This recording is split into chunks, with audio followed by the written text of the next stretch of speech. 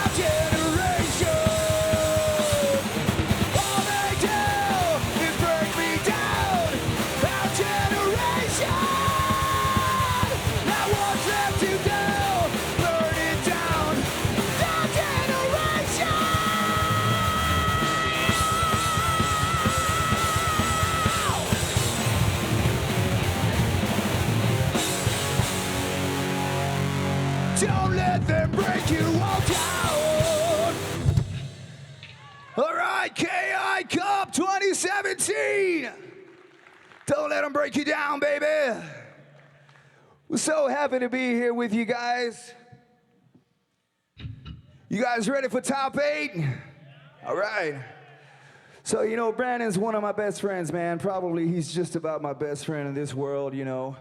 And I'm really happy that he brought me into this world of video games. One of the first things I learned when I came into this video game world is how much I love the FGC and the fighting game community and the KI community, man. You guys are great. You guys are really wonderful, man. I love being a part of this thing. It's so much fun. So this next song is for all you guys, everybody who competed this weekend, all the top 8 players who are left. There's still a lot of fighting left to do, man. So this was for you guys. This is I'll Rest My Head When I Get There.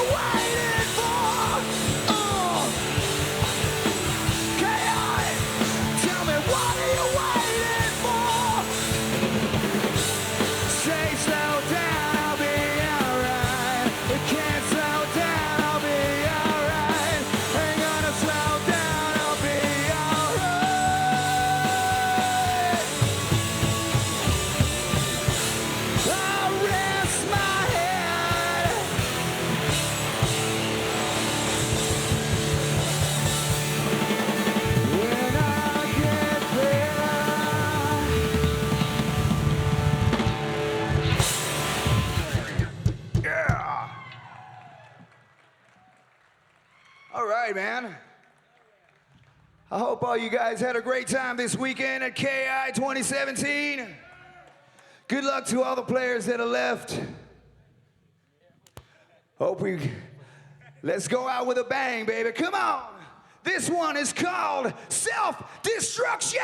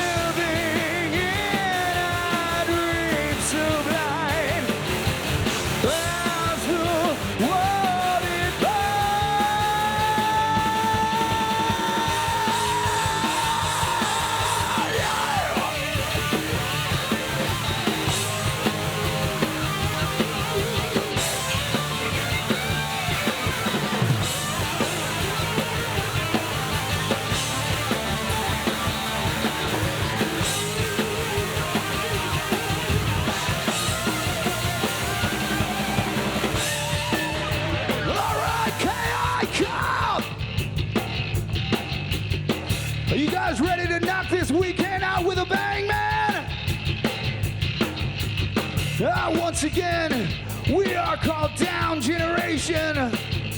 If you like what you hear, go check us out on the web. Buy the CD, Self-Destruction. Let's take this one out now, man. Come on. In the name of the dollar, the name of the gun, and the holy smoke. What an easy sell, we're all guilty as hell. Come on, come on. Sweet corruption, saying the song that tears me up inside. I'm feeling around this time, taking out a woman alive. If we all had more self-destruction, would you ride? Or would you bring out for your life? Watch the people throw their hands up to the sky.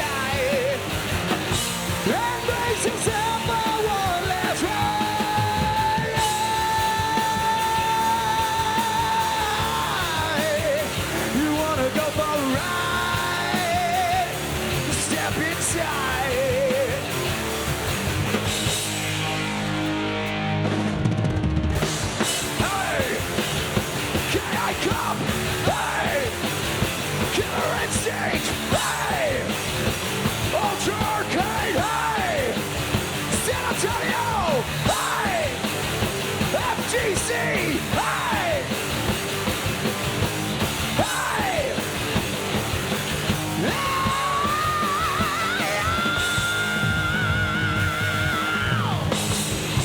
Yeah!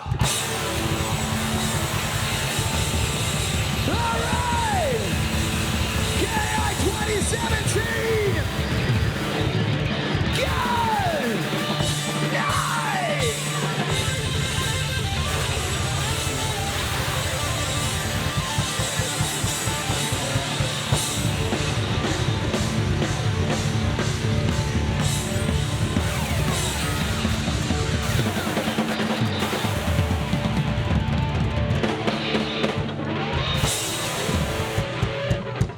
Thank you guys so much, man. We're Down Generation. You guys enjoy the rest of the weekend. Good luck to Top 8.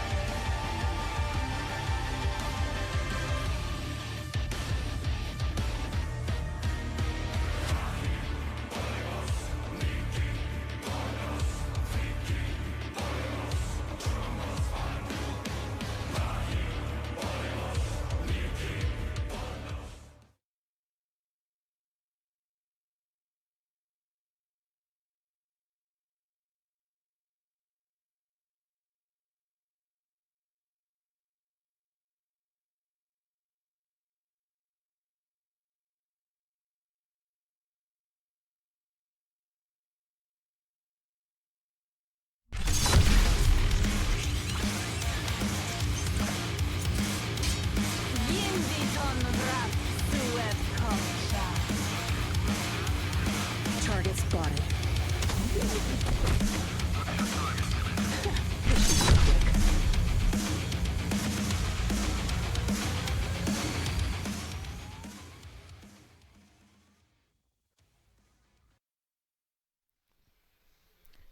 Hello, everyone, and welcome back to the Killer Instinct World Cup 2017. I am Delratch, and I'm joined here by the amazing Sajam. How's it going, man? You hit the table with some force there. I was know. worried you're going to flip the whole thing. And I'm super excited. Yeah, we have some really good matches coming up now. We're going to be going back into the winner's bracket. Okay. And looking at some really awesome stuff. You can see them. They're already setting up on the stage.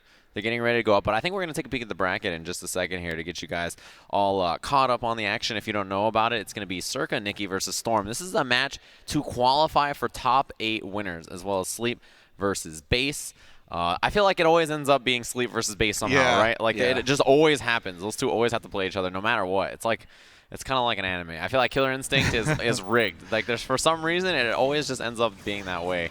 So, yeah, I'm really looking forward to that. And then on the other side of the bracket, we, of course, have Wheels versus Water Horses. That is also to advance the top 8, as well as Thompson and Sickle. So that'll round out our winners' top 8 here at KI Cup. So the 4 of those people will make it into the top 8. And then everybody else will be dropping down to that loser's bracket, which is a real dangerous place to be. Oh, yeah, absolutely. And all of these matches have been, like, top 8 grand finals quality matches. Right. Like, everybody's playing absolutely insane. These matches have been super hype. Yeah, and that's what happens when you have 32 of the best players in one place. Yeah. Is that it sort of gets a little wild. Like, everybody is bringing out, like, you have such big matches super early in the tournament, right? So it's like, it's always scary.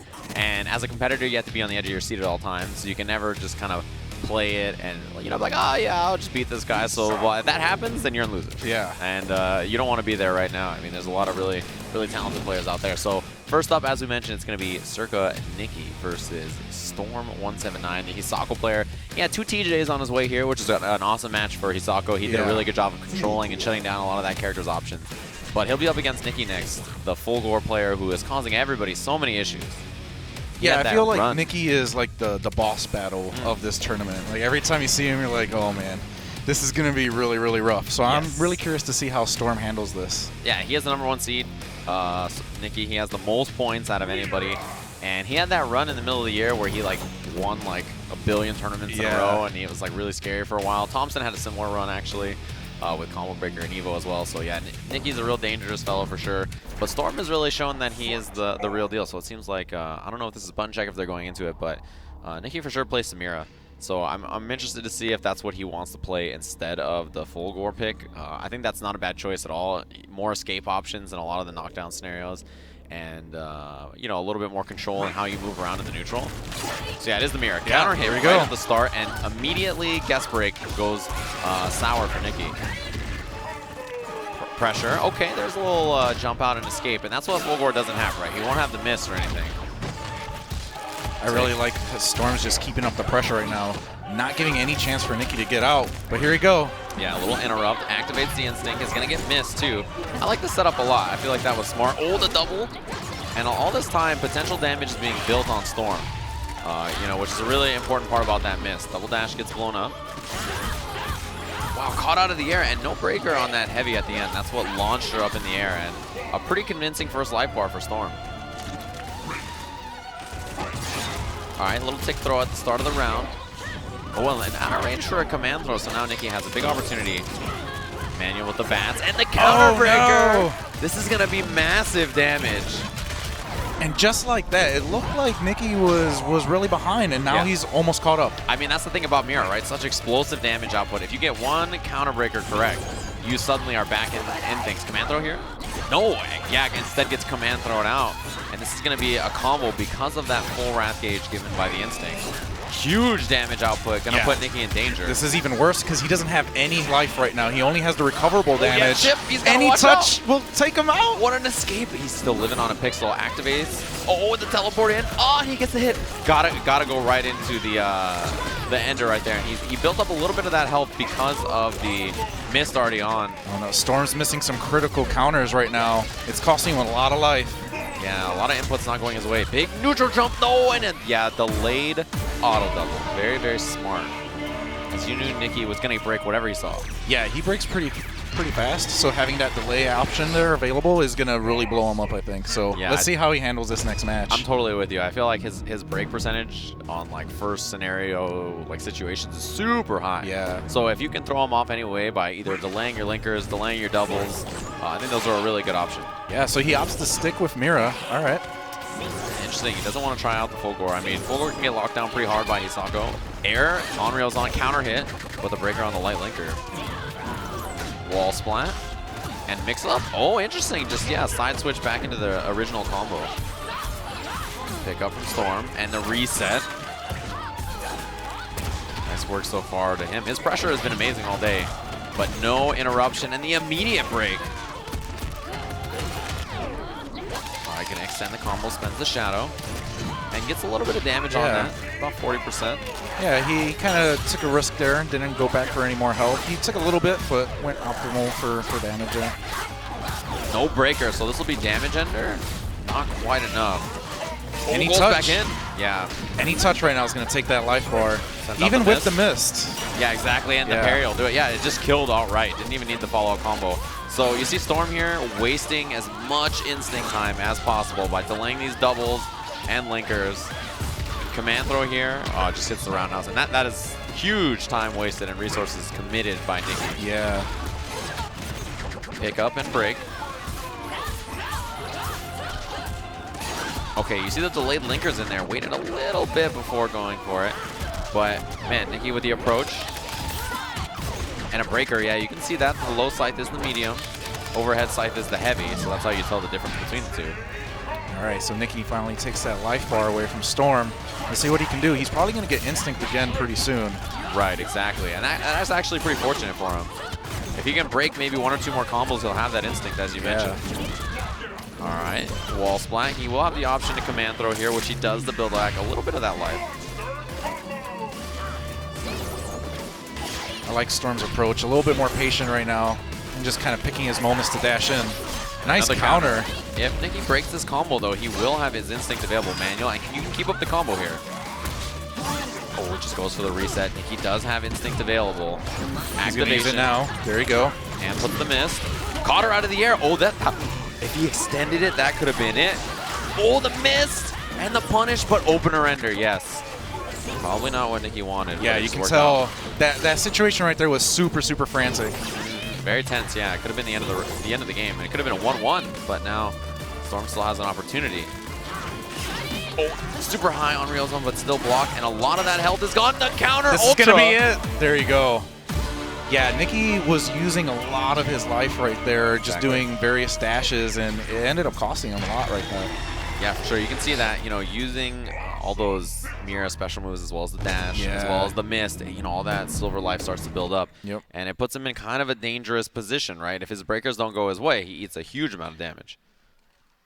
So character select it is. We'll see if there's a switch up from Nikki. He's now down 2 games to Storm. Yeah, at this point, he's probably going to think, all right, I lost 2 games. I'm probably going to go with who I'm known for, right? Or maybe he's just going to use this to take a break. Maybe just a break, yeah. I don't know. I mean, I imagine he might want to try the full gore, but, it really depends on how he's feeling. And this is a scary spot to be because you want to make that top 8 on the winner's side, if at all possible, and that's what this is for. If you lose, you have to win 2 matches just to make it into the top 8, and you still got to keep playing. So it's a much longer and more dangerous road if you go that way. So yeah, you can see Nikki is really taking his time now with character select. Yeah, deciding who he wants to play. Looks like he's going to stick with Mira. Yeah, he's stuck it out. He's committed to Mira so far. And he's been playing this character quite a bit lately. It's not like this is a new thing, but, the full gore pick is really what got him here in this particular bracket today, but we'll see. Yeah, and I mean, his Mira is great. Yeah. He's been doing tons of different mix-ups, and he clearly, even in situations where it looks like he's about to be taken out, he ends up making these awesome comebacks and getting his life back. For sure, yeah. Oh, the whiff cancel into the counter doesn't work, and this is actually pretty decent damage for Nikki. He had a little bit of KV to work with after the lockout. Okay, short combo, and just goes for setup after. Yeah, and the counter works again, and his percentage of counters connecting is so high. Oh yeah, and not just against Nikki either. Just in general, he is really good at using it. All right, activates into the shadow. And yeah, the empty command throw that time to blow up the counter, but it does do basically no damage. So, and the delay again, as we mentioned, that's going to be very effective against Nikki as he breaks pretty early in a lot of combos. Yeah, I'm not sure if he's caught on to that yet. It doesn't look like it. Yeah, maybe not. All right, the counter. And this should be the life bar. He opts to go with damage there. Yeah, just to guarantee that he's going to close it out. So, still a lot of that silver life up there for Nikki. We'll see maybe if he activates the instinct to get the mist out or something. Oh, yeah, just escapes. But now living on a pixel. Chip will do it, but the escape. Oh, he doesn't get the punish, though. Oh, ends up costing him the round. Yeah, and that low-medium kick got right under what Nikki was going for there. Yeah. So got to be careful now. A lot of that life was lost that he could have recovered. Activation and the instinct. So now he's probably going to go a little bit more crazy with the specials now that he has the mist on her. Yeah, mist adds potential damage to his opponent as well as heals back any of that missing life for Mira. Oh, Mixed up behind the bat. Oh, and look for the counter breaker. Yeah, that combo could have killed, so expect his storm to break. Oh, scary spot for Nikki. He's got a lot of silver life missing. Clip. One hit ultra. Yes, yes, yes. The dash up, one manual, right into the ultra, and a big sigh of relief from Nikki. Yeah, I mean, that break really helped him out there. He was able to kind of recompose himself. It looked like he had that mental guard break, but he ended up, you know, taking it back. So he's still in this. It's 2-1 now. Yeah, for sure. I wonder if that time of character select helped him out. He kind of slowed things down there, and then, you know, he looked a little bit better than in the other games. But yeah, definitely concerning for Nikki. Oh, going back to character select. Yeah. Yeah, it's one of those things when you're in a situation like that and, you know, you're 2-0, you're about to be sent to losers. Yeah. Just sometimes just having that 1 or 2 minutes to just kind of recompose yourself is super important. You'll see a lot of really top players do that, and it makes a huge difference. Yeah, and it's not even just about, like, sitting there and thinking about, like, man, what should I be doing better? Sometimes you just need a few minutes to cool down. Yeah. And kind of just decompress and think about it. It also can even reverse the momentum on the opponent as well, right? Because they're just feeling themselves. They're like, yeah, I just took him out 2 games. I'm going to go in there. I'm going straight to top 8. Yeah. And no, you just kind of shut that down. Yeah, you make him sit there for like a few minutes, and then he starts to think, yeah, what should I do different? Maybe I should do this. Maybe I should. Oh, man, the match is starting. All right. And then, like, it's like one of those moments where they kind of just have to jump in there. So, for sure, I think that time that Nikki took definitely helped. And now you can see it. It's 2-1. Still the advantage to Storm. But we'll see how it goes in this. And I think one of the big things is that Nikki has been more conscious about the counter. Yeah. He's been more playing around a little bit better. That means that Storm can be a little bit more buttonsy, especially as an anti-air, and that's the counter. Lockout right away. Not too much damage, just the wall splat. And he'll take, oh, the chase he tried. He had the right idea. Tons of recoverable life just sitting there waiting to be absorbed. And you can see Storm is anti-airing with a lot more regular buttons. Since Nikki is empty jumping to bait the counter, and this could close it out. Breaker. Clutch from Nikki. He's going to probably get some life back. There you go. Nice chunk. Still not quite full, but it's better than what he was in, you know, earlier. Right. And you see Hisako, it's so important that she has, missed the manual. And the teleport away, yeah. Oh, and again, just counter into counter, and it worked out. And that counter, the best part is, right, a lot of times, you know, air dashing around with Mira, you don't know what side she's going to end up on. The counter doesn't matter. Yeah, exactly. Yep. So it doesn't matter if she's left or right or whatever, you can just counter for free anyway. Instinct available, but the jump out, jab check, and the counter does get blown up. Yeah, he ended up countering a little bit early there. He got blown up because of it. Yeah, probably just a few seconds too early. Yeah. Yeah, floating above the bats there with the on-rails on. You see the normal anti-airs now because Nikki has been baiting out the parry. All right, misses out now. It's going to help Nikki regain some of that life. Shadow counter is good. And got the lockout again with the delay. Does not spend any additional shadow bar, but has a knockdown here. Yeah, I'm really liking this strategy from Storm to continuously just use those delayed autos. It's really working. And now he does get the punish this time. He's going to get a nice chunk of life back. Yeah, that's why he spent the shadow command throw. Double down short and the punish. And there it is, short combo. Command throw again, so close to danger now. In danger, next hit could do it. Oh, big pickup from Nikki. Tries to gain back a little bit of that life. And put himself still in danger, He's still in danger, yeah. Goes back in, punishes the parry attempt. Reset, and it's a regular throw still. Instinct available for Hisako. So anytime Nikki commits, can instinct activation counter ultra. Nikki playing very, very cautiously right now. Oh, counter. Nice. Ultra. And that's what we've been waiting for that whole time. He had Instinct available to activate. Any moment that Nikki stuck out any kind of attack, the Instinct was available. Free counter, free Ultra, and that's what he was looking for the whole time. So Storm is in top 8. Yeah, I mean, Storm has been playing absolute insane in this top 32 so far. So it's not surprising to see him in top 8 right now. So congratulations to him. He's been playing incredible. Yeah, top 8 winner side too. And he sent the #1 seed to losers. Yeah. The man with the most points. That's a powerful message right there. For sure. He is definitely not somebody you can mess around with. He's a super dangerous opponent, and you can see that he's in top 8 winner side. And the first person to qualify for top 8, actually. Yeah. So that's actually really impressive. You know, the next 3 matches will determine the rest of the winner side of top 8. So we've got a few coming up. The next one, of course, is going to be the Sleep versus Base match, which is it's always going to deliver. Yeah, you know, these two absolutely. always deliver. I feel like they're some of the most consistent KI players, like the top 3. You know, that are always the most consistent. But you know, we saw an interview with Base earlier. Now we're going to get a chance to hear from Sleep and hear his thoughts on everything. Why do I compete?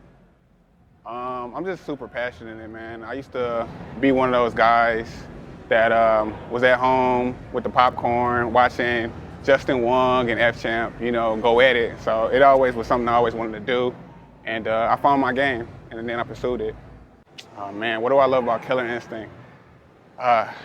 It's such an amazing game, man. I just wish more people played it.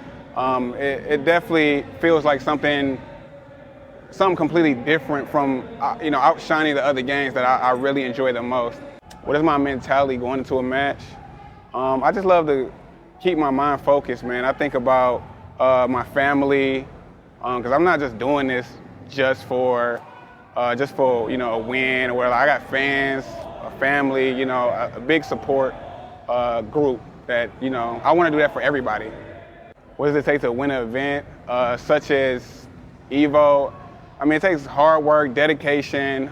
Eating healthy is very, very important. I read a lot, you know, kind of like getting the stress levels down a little bit. I'm trying to just focus on my gameplay, not worry about too many other people. Don't pay attention to like who's in the tournament. Just do, you know, play the best you can possibly can, and you'll always see results. Like guaranteed. You put in the time, you put in the work, you're going to see results. That's a given. Who or what is standing in my way? I don't think nobody is, honestly. I think people need to step out my way, you know. So we gonna see, man. We gonna see. What is it like to lose? It's not a good feeling, I can tell you that, but it lets you know that you have a lot of work to do, you know, and you just need to review what mistakes that you did and try to, like, you know, critique that, and pretty much that's it. You need to just work on your flaws, your gameplay, and it has to be crisp. Shout out to Alucard for telling me that. Who's the best in the game right now? I mean, on paper, me. You know, so, you know, let's not play no games. Now, we know I'm the best. So everybody's coming from my head. Everybody's studying. There's been people dodging me for months. They didn't want to play me. So they're going to regret that, making that decision not to play Sleep. Because I'm coming here to win. I'm not coming here to play no games. You know, I got a family to feed. You know what I'm saying? So let's get it. Powerful words from Sleep. Dang. I think that's the thing I've been doing wrong. I don't eat healthy. Yeah, I mean, that's obviously a big part of it, right? He mentioned that eating healthy is the way to do it, you know? He said all kinds of stuff, right? I mean, all the stuff that he said is true, though, right? You know, like, I mean, a lot of people look at loss, especially, you know, people that aren't at the level of Sleep, right? You know, a super top player, maybe they're like mid-level and they're trying to really get into the game, right? Any game, right? And they look at their losses as like a sign of defeat, right? And they don't realize that it's probably just because they didn't have enough broccoli that day, right? It has nothing to do with the gameplay. It's just about what you're eating. I think it makes way more sense. I'm really interested in the fact that he said he feels like nobody is in his way. And the player to beat is himself. Yeah. I was like, dang. I mean, it's... Imagine waking up and getting out of bed and feeling like that every day. It must feel so good. He's so cool. Yeah, I mean... He's just the coolest guy. He wears sunglasses indoors. It doesn't affect his vision. Yeah. There's no issues with that. It's crazy. And my favorite part about the whole video is watching Base's reaction when he was like, "There's nobody in my way. I'm the best." Base looked at the monitor like, "Can we start this match right now?" Like he's like, "I want to start this match right now." So it is Cinder versus Arya. These two have a history of kind of like the counter pick war, back and forth, different characters with each matchup. So this is what they start with. Obviously, Base known for his spinal play, but I feel like the Cinder and spinal play from him are pretty even now. I feel like he's incredibly talented with both characters. So, and you know, Sleep plays all kinds of characters. This matchup, one of the important parts about it is obviously the burn damage on Arya's bodies, right? You want to stack that burn damage up, and it's not going to be easy for her to re-accumulate it. Yeah, I mean, she's not going to recover any of her PD while she's in her active body, so she has to switch out in that situation. Right, and if you can force the body switch that often, it's very, very good for you. You can kind of dictate where she can fight you. Yeah. And you see Base has actually clipped the assist a few times. If you look at the life bar on Arya's side, you can see that the zoning assist back there is taking quite a bit of life. And potential damage is burning away on Arya's main body right now. And then that's a snipe. Good work from Base, and you can see it's starting to build back now that he's out of there, but still there's potential damage burning on each one, so really the war of attrition, but this could be big damage, and it's the life bar. Nice. Yeah, his legs were burned out, but he didn't seem to care too much because he figured he was going to take that life bar. He's like, yeah, I'll take this with sword body, and then I'll tag out. The plan is to probably try to switch between the sword and the booster body to try to just, you know, stay alive and then tag out maybe later. Uppercut here. It's a juggle. Oh, this is going to be the life bar almost. Yeah, oh, it will do it, yeah. She's got a little bit lower life than everybody else, so does a nice chunk of damage. Now she's on Blade Body, does have Instinct available, so this could be a key time for Base to pop, or for Sleep to pop. We'll see if he uses it. Uppercut, Instinct cancel, will get a juggle here if he wants it, but instead goes for setup. And Base with the approach, the pickup, but yeah, knew it was going to be the jab. It's a really fast, light attack. Oh Punish. no, he whiffs the DP. Yeah, it's the medium punch version. The assist cover, Sleep there, and most of that Instinct waited out, so that actually worked out pretty well for Base. Yeah, yeah. Mix up there, flip out, and what a block on the other side. Empty low and no block. This is already almost a level 3, and it is not a lot of damage since it is the zoning body. But man, tough spot for Base to be in. He's almost got that Instinct built up. Yeah, he throws a bomb to kind of try to keep her from stopping the zoning game right now. Yeah, clear the field, if you will. Yeah. Shadow bomb again. Oh, caught her. It's a big lockout here for Base. Oh no! The combo out. Counter hit anyway, and this should be the life bar. And it is, and he builds the meter at the end. So we're not that far behind, although he does have Blade Body, which is one of the best bodies for Arya. Punish! Oh no, this is not good for Sleep right now. This is huge. He's so close. Oh, the breaker! He's got to be so careful. They're in danger. Sleep has no more way to keep him out. What a block. Punish right into Ultra. This is going to be it. He got it. What a comeback from Base in that first game. Yeah, he made a few crucial errors right there near the end of the match, and that really cost him the game. But other than that, he was playing super strong. Dude, he was playing really well. I think in the first part of that, it was looking like it was all him. But that's really the danger of playing Arya, right? Yeah, no, absolutely. You really rely on your bodies to stay alive. And in a matchup like this, you saw that burn damage be a big factor. He was burning out the different bodies. They were taking potential damage. That forced the switch. And a lot of his bodies kind of took that wear and tear because of it. So nice work to Base. Good job managing there. And he gets the first game, which is one of the most important between these two because of the counter picking that can go on. Right.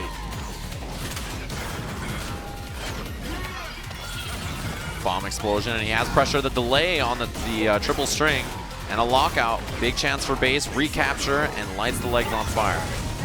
Oh, he gets the assist gets it too. Just a little bit of damage there. Yeah, I think he had called the assist planning to break her or to tag out. Yeah. All right, goes for the cross up. And the escape from Sleep. He's trying to get away. There's still potential damage burning up there. Oh, counter breaker on the medium doubles. Yeah, it's a big risk, but it works out. Can spend a shadow if he'd like. And he does, just to get the cash out. Uppercut from Blade Assist from Sleep to cover everything. Recap, and that is the life bar. So one body down. I think they're relatively even, I'd say, on health overall. It's not too far behind. Yeah, and Sleep also has Instinct. And there you go, he just activates it right now. Let's see what he's going to end up doing. Yeah, just takes the life bar. Yeah, good work from him. So Sleep not in a bad position. He has that Instinct going on right now, which allows him to press so hard. You can see that he's got the blade stance, which has overheads and lows, plus those assists behind him. Yeah, it allows him to get a little bit more risky, right? Because those projectiles can end up hitting him out of anything that knocks him out. Right now he's got blade assist on backup with the zoning body on front, chase down, and zoning body, no reversals, no escape options, got to deal with this pressure. You're just stuck if you're asleep. Unless you shadow counter out or something like that, yeah, you really are in such a bad spot. Yeah, and he had just gotten enough meter to do a shadow counter, so he had to kind of deal with that for a little bit. Yeah, we'll see. Pick up at the end of that, got a nice little juggle, caught him with the Trailblaze, but the assist was there to pick it up. This could be huge. This is going to be the life bar. Yeah, and that'll do it. So just Blade Body left, but that's what he wants, actually. It's better to have Blade Body left with Instinct because he's going to activate Instinct. Nice throw bait. He'll activate the Instinct, and then now he has the different drones on deck. Oh, the linkers. Yeah, you can't see it, but the heavy double. Nice use of assist there. Overhead. Using that to really cover his bases. Is he going to take this round? That should be There you go.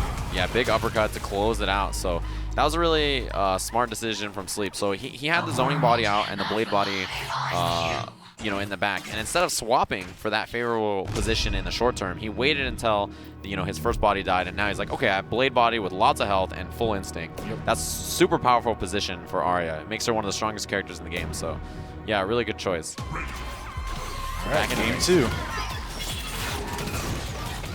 Doesn't look like we're going to have any character switching so far in this set. Yeah, it seems like they're sticking it out. I think, if I expected a switch, maybe it would be from Sleep, but yeah, he sticks it out. And the chain, yeah, knows that he's going to go light, and then medium or heavy, so. The bomb explosion. Base using it to try to gain some space on the screen. Now that he has those bombs on Arya, he can approach like this, and yeah, she can't really do much. Caught him out of the air, pick up. It's already locked out, so he can get good damage here. Lights the legs on fire. Sleep trying to get away, uses assist. All lights, and he gets locked out. This is a big chance for Sleep. Does spend the bar to cash it out, but that life bar that he's on right now, burning away. If base finds a hit, he can cash out, and he's in a bad spot. Oh, the tag. He just switches point blank. And it actually messed up base's combo. He missed what he was going for. What a shadow counter. Okay, no breaker, but the legs are on fire. Yeah, immediate shadow into the cancel. Got him with the low, and the overhead comboed anyway because he had the drones to back it up. With the uppercut. The frame trap again, you see him delaying that string so many times now. Yeah, it's worked consistently so far in this set. Now, zoning body on point. It actually has the most life, as you can see if you look in that top left. So, it's the most healthy body right now. Sleep with he's in a pretty bad spot. Oh no, the legs are on fire. This is not good for Sleep. Yeah. But he ends up taking the round, which is nice. It is very good for him. And you see base, he's trying to light all the bodies on fire. So that way he is forced to switch out and fight with the lower health bodies. Sleep's keeping this body alive right now. There you go. Trade, yeah. So a lot of life left on this, and you see Sleep, he's trying to manage the body so that blade body is last again. That's the strategy. Yeah, it worked in the last game really well, so let's see how it goes here. He's going to do some annoying zoning right now. Just try to keep base out of... Oh, dang, what a combo. Wow. He had level 4 there, so lights the legs on fire again. Flies over the projectile. Pick up out of the air? No. Instead, it's the pressure. Yeah, I really like how base is just not giving Sleep a chance to zone him at all. No, definitely not. He's staying on him the whole time. And there's all that potential damage up there. Ooh, delayed it, and the shadow counter, it does catch him grounded. Heavy doubles, no breaker. And base just lets that combo, the whole thing ride out. Empty low, and the interrupt. He's so close, and that puts him on the last life bar now, and he's just almost about to get instinct. Yeah, I was just about to say that. He almost has instinct. It almost looks like base stopped doing his combo. Oh, man. And Sleep hit him with the same exact thing he did last time. Yeah. Sword body is so mobile, right? He dashed forward, dashed back right at the start, and then just went with a low-medium punch. It has huge range, and it's a big low, and he caught base's toes there. Yeah, it looked like base was... he purposely stopped doing his combo after Sleep had died so that he didn't get instinct. Exactly. But in the end, it didn't even matter right there. Yeah, he didn't even end up really needing it. Yeah. It was just the backdash bait that he caught base with. So we'll see if maybe there's a character switch or he sticks with his guns here. Yeah, he sticks with it. All right, he's locked into the Cinder. It's probably a better fight here, so it makes sense. Oh, he knocks out the assist. Yeah, got a little bit of damage on that blade. Damage. Damage on the blade body. Oh, the mix-up. It was in front, man. That's a chunk to eat right at the start. Challenge, and he actually caught the zoning assist as well. Oh man, those assists are really, really keeping Sleep alive right now. Yeah, Sleep's very smart about it. He knows that he has to cover his assist, and his assists have to cover him. Yeah. Dominating first life bar for Sleep. Yeah, this is a really strong position for Sleep to be in over base right now. Yeah, big lead. And this can snowball against Arya, but you have to get in there first. And you can see the positioning on the bodies is so smart from Sleep. Okay, jump back medium kick from Sleep to create that space. And he's doing such a good job of stopping the approach options from any angle. Try to bait the uppercut there, didn't work. Yeah, I'm really liking the way that Sleep is avoiding all of the bombs. And it's pretty much shutting down Base's game right now. And Base is going to have to do something to just change up the pacing of the match. Got caught, didn't combo off the clap though. Oh, he got a good whiff punish there. Yeah, he was right under that button that Base had just hit. So big deficit here. Base still does have instinct. Punish. Base getting much more aggressive right now. He wants to take out at least one of those What bodies. a break, man. And if he can't tag this body right now, this is going to be trouble. Instinct is available. Oh, Swap. no. Yeah, the big swap. So that body's not going to go down, but he does get the combo opportunity here. Swap again, and he just gives it up. Yeah, he says, take that body. I don't mind it. And he also regains that potential damage he was taking before. Yeah. Base has instinct here. We'll see what he does. Just trailblaze, and what a shadow counter. Very smart. This could be it. Let's see what ends up happening. Is he going to break? Oh, he does break. Last second clipped, and that should be ultra. No! Oh, the counter breaker no. doesn't go. Okay. This is a chance for Base. Very short combo. The backdash, uppercut Base has whips. instinct. Oh no, he doesn't get to use it though. Yeah. And Sleep takes it. And moves himself into the top 8 bracket here. That was a super, super dangerous moment. That uppercut whiffing was so fortunate for Sleep. Yeah, I really like the way that he played that match, especially that third game. Right. He really was starting to shut down all of Base's offense options, and even in a situation where he was trying to just control the pace of the match with the bombs, he just didn't have anything to do with it. He was just like, nope, I'm just gonna kind of zip across the stage right here. I'm gonna be right in your face, and it worked really well for him. Yeah, I don't know how he avoided so many bumps. I feel like it's super tough, right? Because it's just, he throws them horizontally, and he can jump and do it, or he can do it on the ground. So it's like it covers so much of that space. But man, he did a really great job of zoning with all 3 bodies together. Yeah. So like he's like floating, and then he's like, call this assist, and then you like try to move this way, and then he covers here, and it's like he just shut off every angle, which is super hard to do, like especially against Cinder, who's one of the most mobile characters in the game. No, absolutely, and it's one of those things where I feel like Sleep is easily, the best Arya player, and she is still such an untapped character. For sure. And to see somebody of Sleep's caliber using the character in this way, where a lot of people probably didn't expect that to happen, right? Right. And it's really cool to see that sort of stuff. Yeah, especially lately, I feel like a lot of people have been seeing Sleep's Kilgore. Yeah, And then, like, other characters, so people are just like, oh, yeah, and they thought about his Arbiter a lot at EVO. Yep. So, like, I think his Glacius and his Arya are the characters that people don't think about as much, but always get him a lot of the key wins in the tournament, right? Like, most people think about him at EVO, and they're thinking, like, Gargos or something, right? Right. Even though he played him for, like, one match. Or something like that. Yeah, but, like, nobody thinks about his characters that really are getting the job done in key moments like that, which is, usually his Arya or his Glacius and stuff like that. Yeah, and especially it's especially important against Arya because not many people have that matchup experience against that character, and again at that level of play like Sleep, right? For sure. So that also is a huge factor in it. Yeah, and she's one of the better characters, and she's also like... Oh, she's a great character. Yeah, she's super good, and she's also very hard to use. Yeah, as you absolutely. mentioned. So yeah, the level of mastery you need to play her well is very difficult, and like one mistake can throw things off. Yeah. But if you play against a player who's so good about managing his bodies, it's really tough to deal with. And I especially like when he was saving his blade body until the end. I think that was super smart. Like he even just sacrificed one of his bodies in like the second or third game and was like, just take it. I don't care. I will just take that body to be gone so that now I can fight, and it's not at the end. Yeah. Which is actually, I think, like a really smart way to do it there. But we have more winners bracket matches coming up. Yeah, it two looks more like- matches. Yeah, it looks like up next is going to be Wheels versus Water Horses. Yes. So this is going to be a really, really good match, I think. Yeah, it's going to be interesting. I wonder which character Wheels will go with. Since, Yeah. he's been playing a lot of characters today. I mean, he was playing the Orchid last. Yep. But he has a Tusk, very good Tusk. He has a Saber Wolf. He has so many characters that he could choose. So it's going to be really interesting to see. Yeah, I mean, he's one of the few people that still uses Wolf and uses him at the Season 3 level of Right. Saberwolf, right? You know, you have a lot of people that still use kind of their old tendencies, even when characters are changed. But Yes. he likes to use the new stuff. And that stuff is really, really good. It is, yeah. It's like it was put in the game for a reason. For a Yeah. Almost, yeah. It's almost like Keats is like a mad genius. I don't know if I would use the G word, you know. He's all right. He gets the job done. Yeah. Yeah. He is something. Just a nerd. Wow. Wow. Just a big nerd. But yeah, this is another match, another top 8 qualifying match in the winner's side, Wheels versus Water Horses.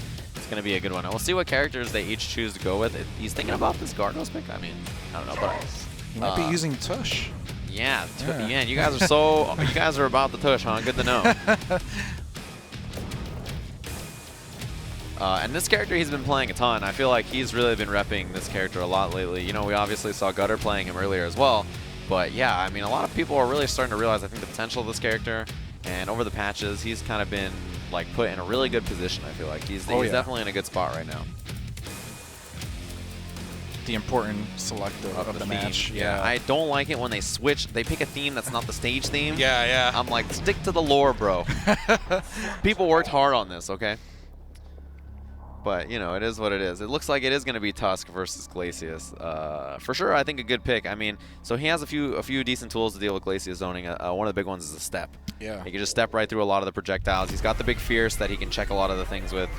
You know, the big problem comes out when Hail is out, and he can tackle in behind it, or he can use the Lance. And, yeah, that's the big problem. He doesn't really have a lot of ways to deal with that kind of movement, but we'll see. I like that he's starting forward right away, a couple of dashes.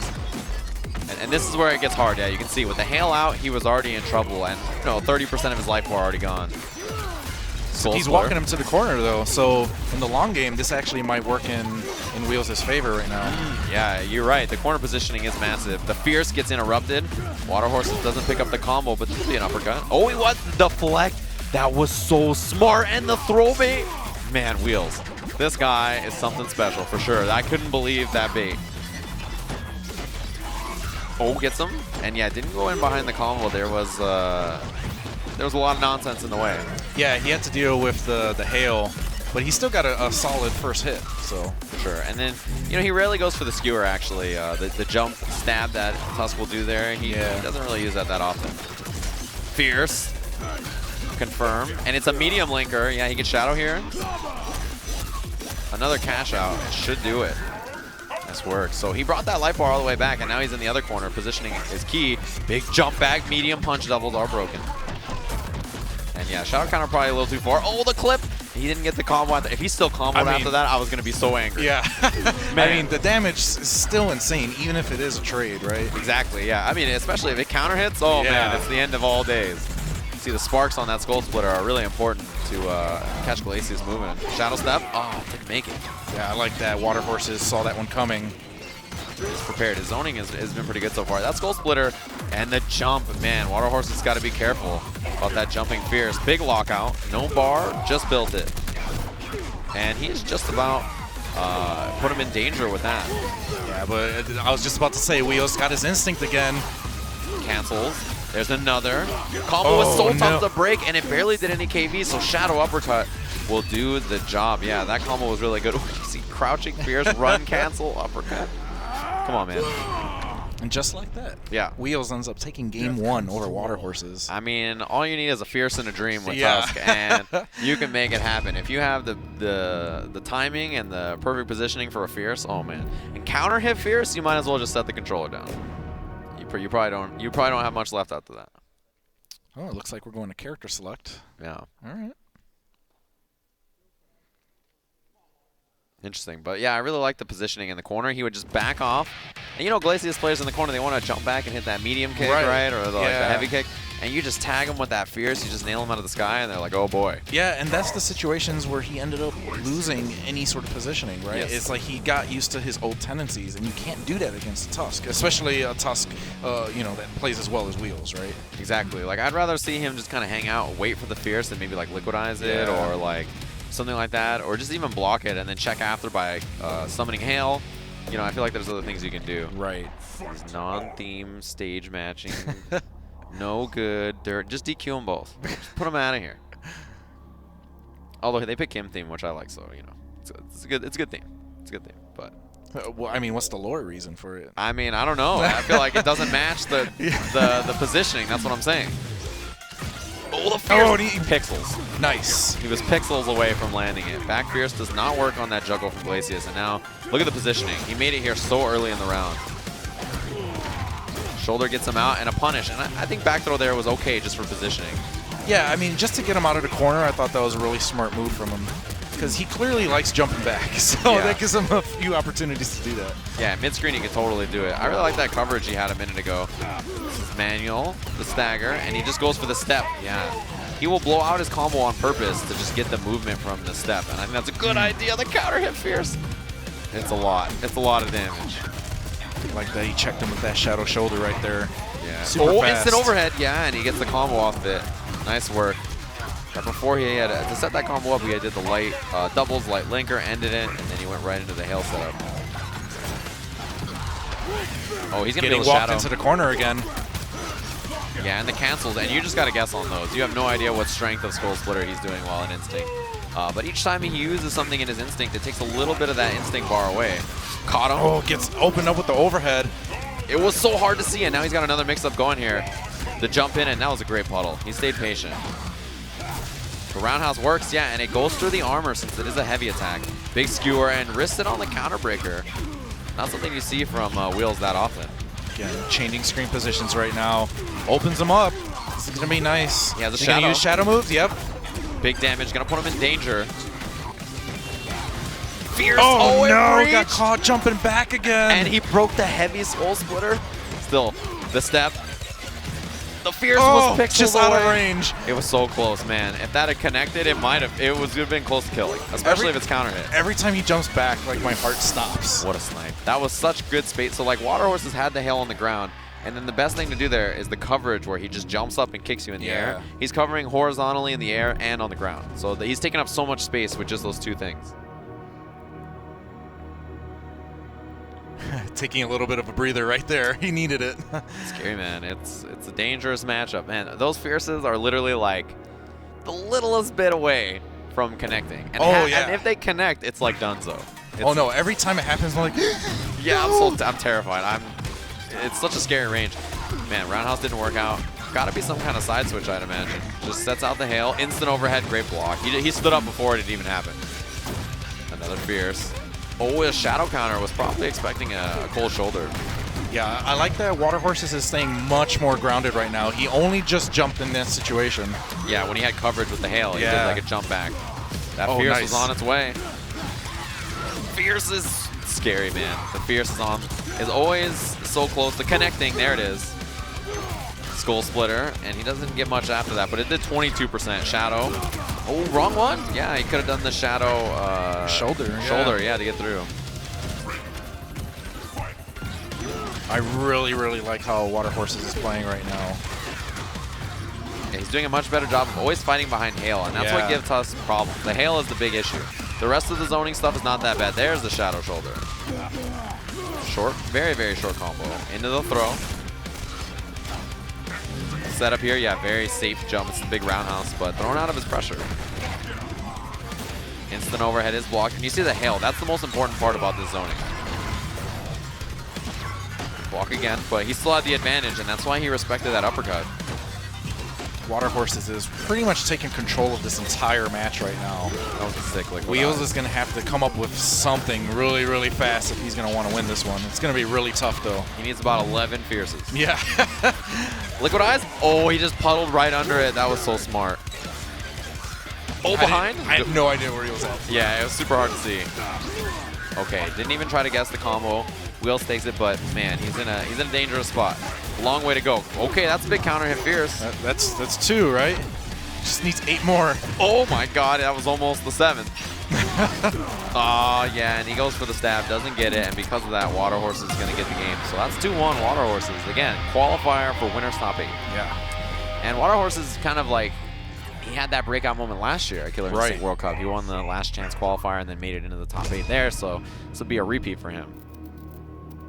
Yeah, I mean, I just really like the way that he completely adapted since that first game, and he changed up his game plan, and now Wheels has to adapt. Yeah, exactly. And he hasn't done it yet. So let's see what he ends up doing in this third game. Yeah, and it could even be a character select, but what I liked for sure is that there was like a moment where Fierce was on the way. Yeah. He liquidized it, he just ducked under it, stood back up, Lance. I was like, you're a genius. Like, that is super impressive. Ooh, we're going to have some Gargos? Okay. Thinking about it, it looks like. We'll see if that's actually what he chooses to go with. Maybe just killing some time, maybe. Oh, he does. Does lock it in. Okay, All so right. it's going to be the Gargo's pick. He's for sure has good zoning and can kind of deal with some of the stuff Glacius does, but he's got to be scared of the rushdown. I think that's one of the Right. big issues for him is when he has like setups behind the hail. Like Gargos' escape options are not amazing. Yeah. So that can be tough, but we'll see how it goes. Yeah, it might be a situation where he ends up wanting to try to keep himself a little bit okay with minions. Yeah, Try to use that as he's using the hail, right? I don't know. And I mean, look at how much more aggressive Water Horses has already been, right? He doesn't want to deal with the zoning. He just wants to get in and pressure. So Hail was there to save him. He backs off to that range, and the Hail trade is, it's totally in his favor. It does much more damage than Gargos' zoning. Caught him again. And this is a big lead for Water Horses already. Sets out both Hail. And the snipe out of the air, that's so tough in this matchup. Short combo, can summon the minion, and he does. Oh, he gets hit for it. And he gets a hit on the minion, and the silly minion, it didn't even run up and help him. I It know. just like watched, it watched the whole time. Like he's just like, yeah, you're getting tagged. It's all cool, man. No pickup out of the air for Dayton. Oh, and the jump back heavy punch. The Hail tagged the minion, and that Hail will kill him. Yeah. No. Just Even- as he was, oh man, that's unfortunate. About to end the combo. Yeah. And you there goes see- the minion. Yeah, minion's already down. Man, Water Horses, his management of the zoning is already so good. Like, he liquidized under the first portal, immediately tackled in, and look at him. He's just not, doesn't care about the minions. He's doing such a good job fighting them. Yeah, I mean, in both matches, even with the different characters, Water Horses has done a great job at bullying Wheels into the corner. Yeah, for sure. So Minion got the hit there. Both minions out now. This is where he wants to be. But you got to be careful about this instinct from Glacius. Tagged him, and he has the armor, so he just went right through one of the minion attacks. But the big fella's out of there. Oh, he just threw him.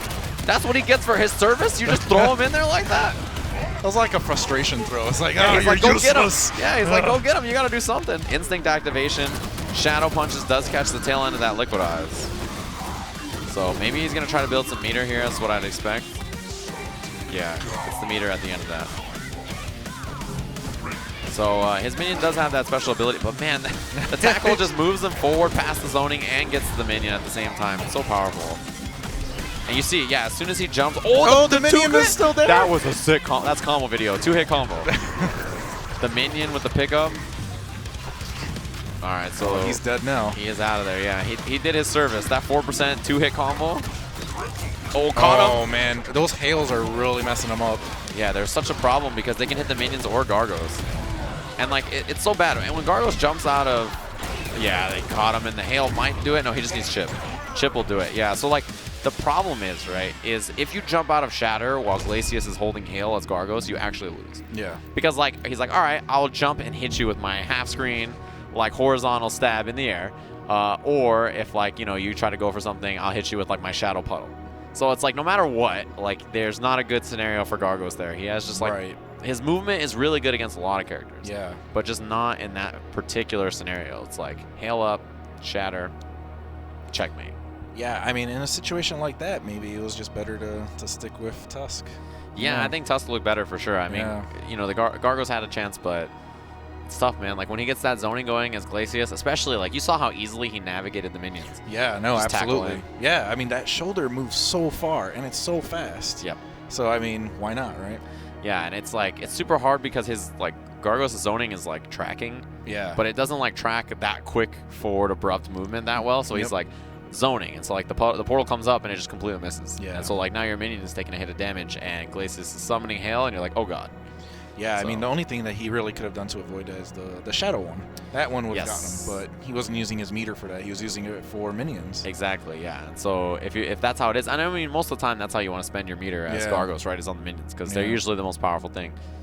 They're little jerks. Yeah. They're very frustrating to fight against, but it's so satisfying to watch them fight somebody else. You know, that combo where he knocked them back And then you just little poke them? stab. That Yeah, was so sick. sick. Yeah. It's moments like that where you're like, that's my boy Yeah. right there. Like he's saving me.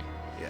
That was good. I couldn't believe that he hit him. Like I didn't think he had the. Like I the thought he minion, was dead. Yeah, I the didn't even minion know. reaction time was actually out of control. The Yeah. minion was like, oh yeah, An's here, no problem. It's like what? It looks like up next we're going to have Thompson versus Sickle. Yes, that is the next one. And it is another winners qualifier match. Yeah. So 3 of our winner side top 8 matches have already been decided. That is, of course, Storm, and he will be playing against Sleep in the winners top 8. And then we have Water Horses, who will be playing the winner of this match in top 8. So already a few of those matches are being set up, and we're getting pretty deep into the brackets now.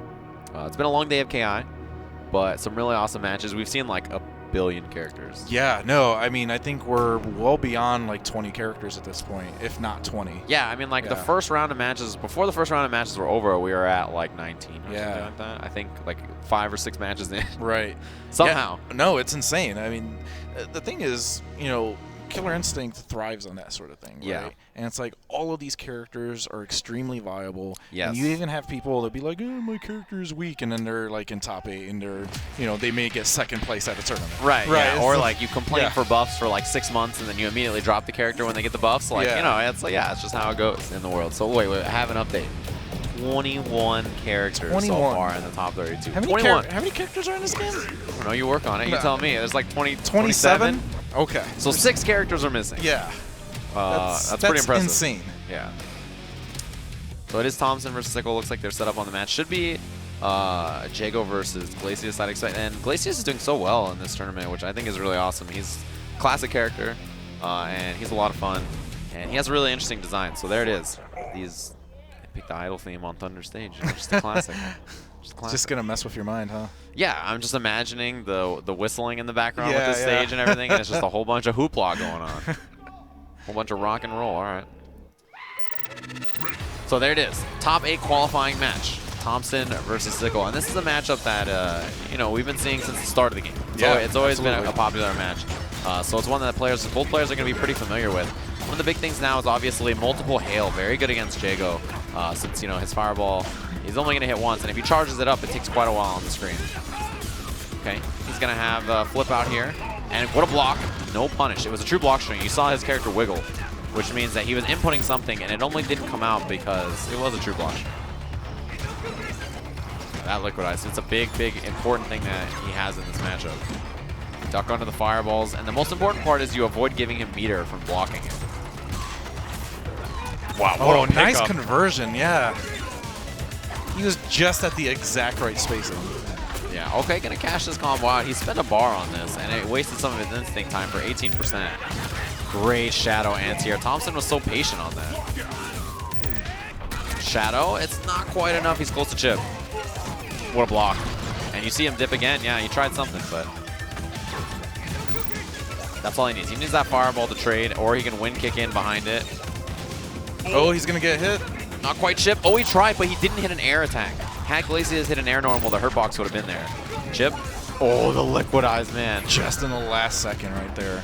Yeah, he was being such a nuisance. That last pixel can be so tough to take as Jago. All right, spends it right at the start to keep the meter, to keep it safe.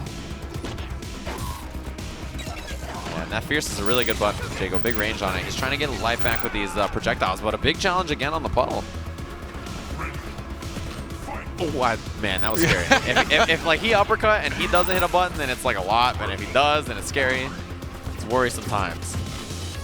Oh, he's chasing that with the forward heavy kick. So close. Oh, tried to counter break it, didn't work. And the medium linker. All right, it was wind kick. The anti-air lance, man, his spacing on the anti-airs has been so sick. He anti-aired like shoulder at the start, and then he's done lance like 3 or 4 times now.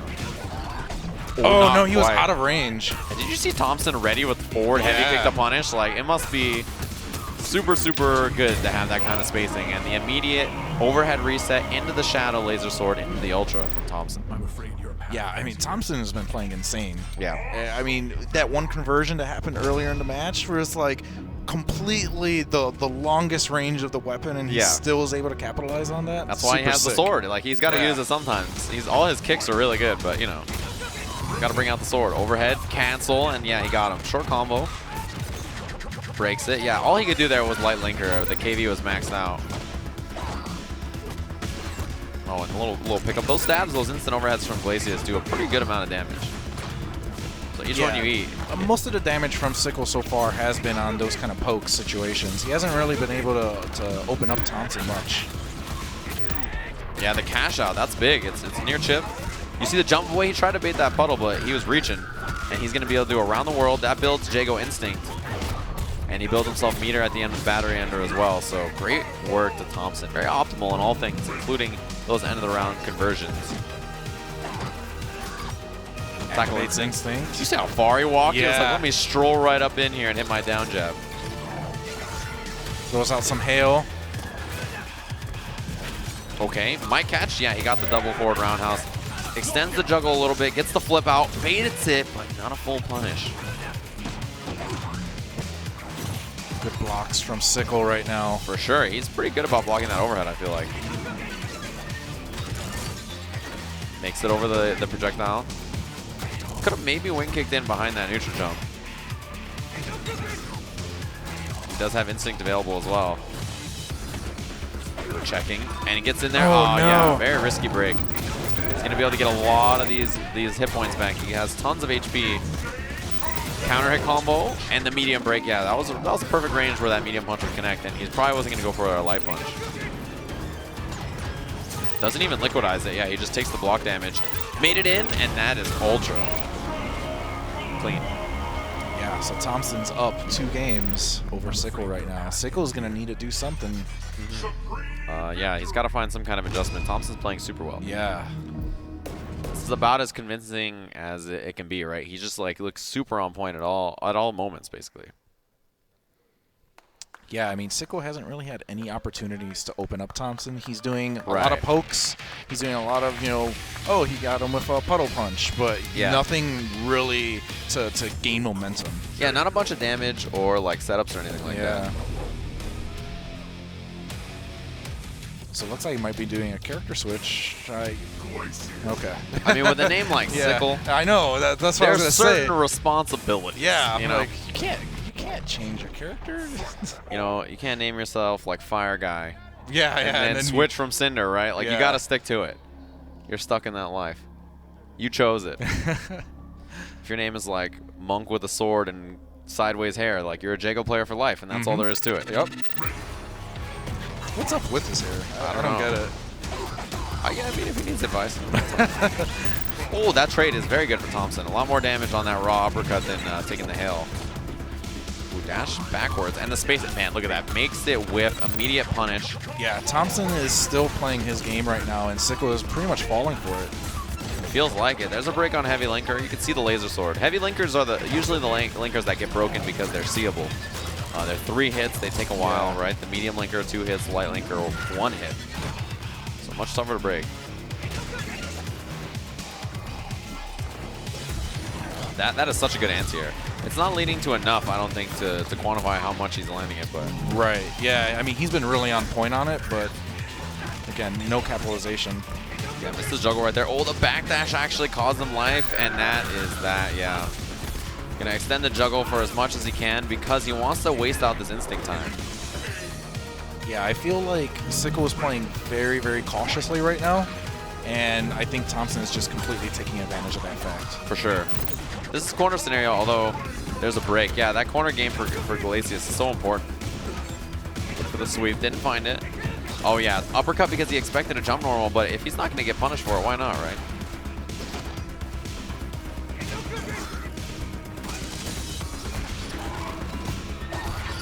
Okay. There it is. Yeah, that juggle actually did enough damage. Surprised about that. Yeah, I like that Sickle's been training Thompson to pretty much jump so that he just falls right into the lance, which has been really strong for him so far. Punish, yeah, reversal on that lance. At the right range, you can get the shadow wind kick punish. Oh, the shoulder misses, and man, he was ready. Yeah. Set up. Yeah, you weren't able to uppercut that. Oh, what? That's right, an instinct. Yeah, an instinct that lasts the whole way. It's a feature. Yeah, sure is. I forgot about it. the snipe on the jump back, and instinct available for Thompson, which is really going to be the hard point. A confirm again. This is going to be it. Man, oh man, I don't even think Sickle was ready for that. That was so far. Yeah. He Yeah, lands. great game from Thompson. Man, he was playing super, super solid. Yeah. He knew the exact spacing on when to punish things. He just would walk out of range from Sickle on his shoulder multiple times and capitalized every single option he had. Like, look, if he does that once or twice, like, oh, maybe you just missed the shoulder. But he did it like 4 times. Yeah. And you're like, man, how did he miss so many? Like, man, it must be, the spacing is just too on point. Yeah, no, Thompson is playing absolutely insane right now. And unfortunately for Sickle, he wasn't able to capitalize on any opportunities. So that sets up our winner's top 8. Yeah. All 4 of those members are in there. It's going to be Storm versus Sleep.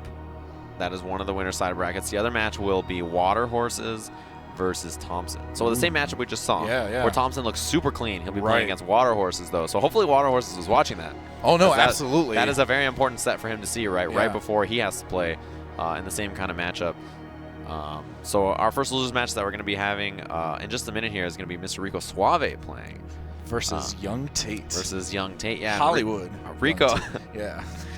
Rico got sent to the loser bracket early on because he was just catching some sleep or something, you know? I mean, I heard Tristan bodied him 3-0 free.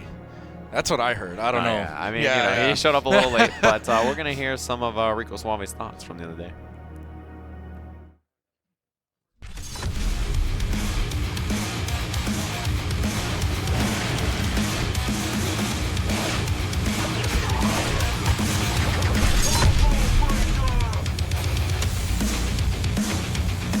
I compete because I just it's in my blood. I love competing. I'm a very competitive person. I grew up with 4 brothers, so obviously that wasn't nothing too easy. We always competed about anything, like any game we played, whether it's video games, sports, just anything in general. We just always competed against each other. So I think that's always been something that I grew up with, and I think people mistake my competitive spirit for either maybe being a cocky dude or some dude that tries to prove everybody wrong, but that's not the case. I just like to always push myself. What do I like about Killer Instinct? Honestly, at first I was not super fascinated about the game before it was released. Like, I saw the demo. I did remember when I was a kid. When it launched, at that time I was with this organization. They got me an Xbox One because they wanted me to get into it. And the minute that I played the game, I pretty much, I kid you not, I think I stayed up like 48 hours straight just playing the game, because mechanically wise, compared to other fighting games, it's quite unique with the whole combo breaking, counter breaking, manuals, auto double, linkers, because it's just, it's a constant meta mind game while you're even getting comboed, and with the shadow counters too. So it really, really like just sucked me in, and I really did like the games for how diverse and different it looked. Compared to most of the Killer Instinct players, I guess you could say I'm the old guy for this community, right? I've been doing this for quite many years now.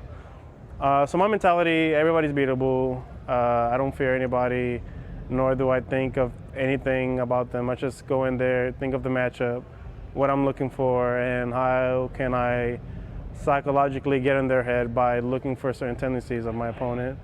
But people the only person, or there's very few people that I look forward to playing to, will probably be one of the players named Amenti, because obviously me and him will actually practice here and there, and it's good to see a player that's actually growing and being better than he was a few months ago.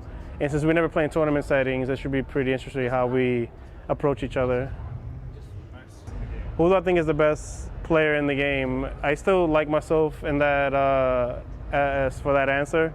I have showed that I'm not limited to playing one character, that I could play multiple characters.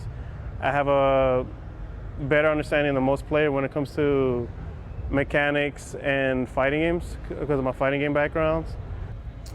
And I'm just trying to do my best tomorrow, and hopefully I could repeat last year's. Well, there you have it. Rico Suave with the interview. I mean, he is up on stage there in the loser's bracket to time management and not an actual player. But, you know, these things happen. Just, you know, really important tournament, a lot of money on the line. Daylight savings or something, I don't know. These things go on. It's a 10-0 matchup. It's 10-0, fine. yeah. Sleep, you know, but he does look well rested. I'll give him that. You know, that's an important part about the tournament for sure. He has had one match in the losers bracket so far, and now he will be playing against Tate. So this is his second match of the day. He played Gargos earlier against Swordsman, and I was asking him like how he feels about a lot of the matchups, and he's like, yeah, I feel pretty comfortable against pretty much everybody with Gargos. So looks like that's what he'll be going with. Yeah, I mean, he's quite fond of the character. Yeah. You know, I've talked to him a bunch of times, and he's consistently has said this is the character he has the most fun playing with. Yes. So, I mean, even in a situation where he may have the disadvantage, I imagine he's going to, you know, stick with his guns like he's done before. And, yeah, I mean, he's the kind of guy that, like, he plays characters that he thinks is fun. Yeah, you know, like, exactly. Whether they're, like, really good or really bad, he's like, yeah, I think this character's cool. Like, even when everybody was, like, kind of down about Gargos, he's like, oh, I'll play him. And now Gargos, obviously, considered pretty highly, so that helps a little bit. But, yeah, float already. One thing Rico does more than almost any other Gargos is, like, as he sets you up with his zoning, he will do stuff like dash up command throw from super far away. Yeah. Nice manuals, And too. he'll catch you. Like, you just don't expect it. Yeah, he just like, he escapes out here and he's zoning, and like as you move forward, he's going for stuff. You see that little jump medium punch backwards to, to readjust the spacing. Very smart. Dash up command throw now that he's got you sitting still. Yeah, that's the kind of game you can expect from him. Cross up maybe. The little stabby guy back there, he takes a couple of daggers to the face, but Rico finds a hit because of it. Oh, that was so sick. Okay. He's a real Gargos player. Shadow. Oh, when the stabby guy says get out of here, protecting Gargos. There you go. Got rid of the minion. That's good. Yeah. You won't be seeing any stabby stabs anymore. Empty low. Rico with the clutch block. The stagger was blocked too. Ooh, dash forward was a little brave. And a light breaker instantly. Does throw the dagger, and Rico gets caught, even with the throw reset. Young Tate completely reversing the momentum right now, which is really good. Keeps him in the corner. Oh no, he went for a shadow counter. It didn't quite work out for him right there. Loses the round. Yeah, Rico's able to get that minion out there. Sends out the big guy. Most people get him out there first since he is a little bit more tanky. He's got that one extra hit point. So because of that, people like to get him out and just, kind of establish that and then get the other minion. Oh, he's out of there though. And Ancier's a no-go. Crushing Fierce is a pretty decent Ancier from Gargos, but the medium Crusher is usually the one you want to go to. Oh, I love that setup that he just did there. Just summons minions, just dash in and grab. Yeah. 100%. So scary. Like, what are you going to do? Move around the minions there? Yeah. It's a bad spot to be. Juggle off the minion, and he catches her in the air. Man, Rico knows. He's very lucky because the minions don't always do what you want. Yeah. Sometimes they're like, going in. Oh, he throws them? Oh, his boys comboed him? That was, come on. The minions are being very friendly to Rico right now. This is a combo video right now. Yeah, and that is that in the first game. Yeah, that command throw does a lot of damage. And that's the thing, right? It's like the minions don't always behave how you'd expect. Yeah. Like they do a lot of the similar stuff in most situations. Right. But sometimes you'll be like, oh, he's definitely going to hit him in the air right there. I'll dash up and command throw and catch him out. And then your minion just walks back. And then like you miss the air throw and they punish you and you're like, bro, where you at? Yeah, in that situation, the minions worked exactly how Rico needed them to. Yeah. But they're not always that obedient. Like, sometimes they just do whatever they feel like, and that's life, It's the life of a minion overlord that you just got to deal with. Oh, yeah, stuff. That is definitely way too meaty to uppercut with Maya, who doesn't have an invincible uppercut. Rico just controlling space so well right now. Yeah, and you can see that surprise dash-up command throw is so powerful, right? Cross-up. And it's such a deep cross-up. Rico's out of there, caught her low, and that should be the round. Very convincing from Rico. He will be able to do the ender here and summon a minion. Yeah, I mean, the thing about Rico is he's covering all his grounds right now. Yes. And Young Tate has no opportunity to get in anymore. Yeah. So this may be it right here. He got him in the corner. No, the minion ends up bopping him after that. Yeah, then gets the command throw. Doesn't quite have enough bar to get the minion. Tick throw, but the minion's coming. Oh, he took a boot. Took a boot to the face. So minion didn't save Gargos there. Pick up. Oh, I don't know if he wanted that. I think he wanted another minion, but he got a misinput. Pick up. And it was a level 3 combo. There's a lot of KB up there. Dang, again, the minion is just He is really friendly. He's doing exactly what Rico needs. Cross up. Minion is on his way. All right, Minion should be dead now. Yeah, it looks like it. Instinct activation for Rico. Yeah, Forced immediate him to break. burst. Ooh, down medium punch to go onto the dagger too. This is a minion activation. Oh, and Crouching Fierce will get interrupted, yeah, so Stabby Guy took a hit. Nice. Crouching Fierce, yeah. Young Tate can still do this. Gargos doesn't have any meter right now, so there's no fear of minions. If he can keep on the pressure, this could work to Young Tate's advantage. He just can't get hit. Let's see what he can do. He's pushing him into the corner. This is where he wants him to be. Yeah, such a good spot for Tate. Wake up command throw? Oh, man. And it's almost over. Chip will do it, yeah. Chip? Oh, I mean, you're pretty much stuck. Yeah. Not much you can do. Yeah, I mean it's a really tough situation for Young Tate. He has to try to keep Gargos completely at bay, not give him any opportunities to gain meter or use his meter for minions. Yeah. And that's tough, especially when you're fighting somebody like Rico who's covering all his ground so well. Exactly. Like, once you get past that wall, now you have to deal with minions potentially. Yeah, And exactly. it's tough. It's the scariest spot to be in. Maya doesn't, you know, she can hit the minions with their daggers and stuff, but she doesn't have the best. Some characters are very good at getting rid of minions, and others are a little worse. It just depends on their tool set. This is a good situation for Young Tate right now, but no, he ends up getting hit. Yeah, just by wake up heavy kick. A non-invincible, just wake up. Normal. I mean, what else can Gargos do? You know, sometimes these things work. Yeah. With double crusher, but no punish. Command throw, and he will be able to summon a minion if he'd like. With a little trap, and he's got the front line moving in. Picks up the daggers, and the Stabby Guy there to just cover him, but took the hit for Rico, which actually is not probably what he wanted. Threw both the daggers away. Did not want to do that for sure. Oh, just throw him, bop him, and then that was actually a tick throw off the minion. Yeah, that was pretty sick. I like that Rico was catching him so he couldn't get his daggers in time. Yeah. Young Tate had to activate instinct in that situation. Oh man, dunked him, and this is looking bad. Does another one out of the sky. 3 or 4 sky drops in a row for Rico. That's invincible. And so if you just keep moving, you'll get hit. Heavy kick into the activation. Tick. Yeah, and short combo. Rico's going to get a little bit of damage on the end of this. Sets her down, and another command throw. The wall splat. Oh, another. He's going for resets. And the burst immediately from Rico Suave. So he has no more instinct. Rico completely bullying Young Tate right now. Young Tate knocks out the minion. Yeah, so minion's out of there. See if he can get this life bar out. Minion's out again, Stabby Guy, and does the sky drop. Minion to cover, picks up his own little guy, but the uppercut's gonna land. Yeah, so Minion does have 1 hit point left. Young Tate was probably scared he was gonna get command grabbed right there. Yeah, so just jumps out of the way. Yeah. Oh, the Minion. Oh, he got clipped by the tail end of the dagger. It's got a big hitbox. So just about even. Rico now has some offense for himself. Minion. Sky drop with the escape. Oh, the Minion footsies. He got him. Tagged him with a little pitchfork. Instant overhead. He will be able to block, but instead tries the uppercut, and it does trade. Not exactly a bad trade for Young Tate, but he's got to get out of this situation right now. Oh, he can grab him. Oh no, this is not going to look good. He breaks. Yeah, Rico's on the way in with Gargos. He can't block, but yeah, it just doesn't even matter. Yeah. Rico ends up taking it. 3-0.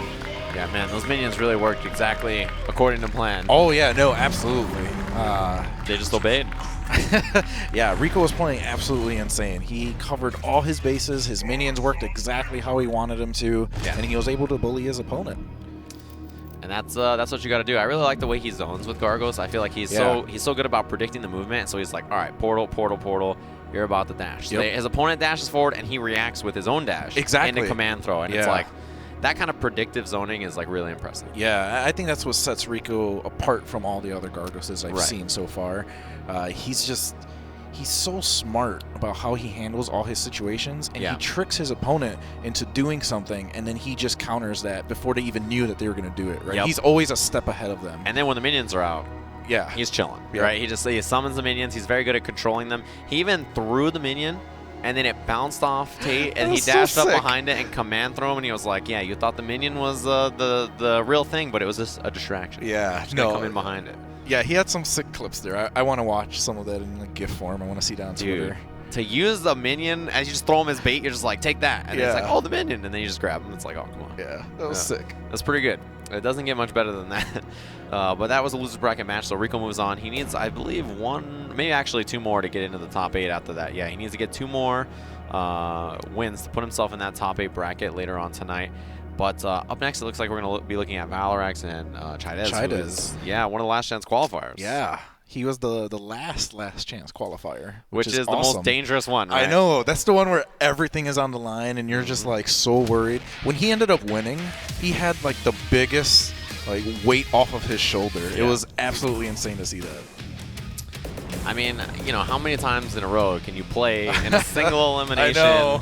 2 out of 3 KI bracket before you lose your mind? Like, I feel like this It's is so stressful. It's a case study, you know, Yeah.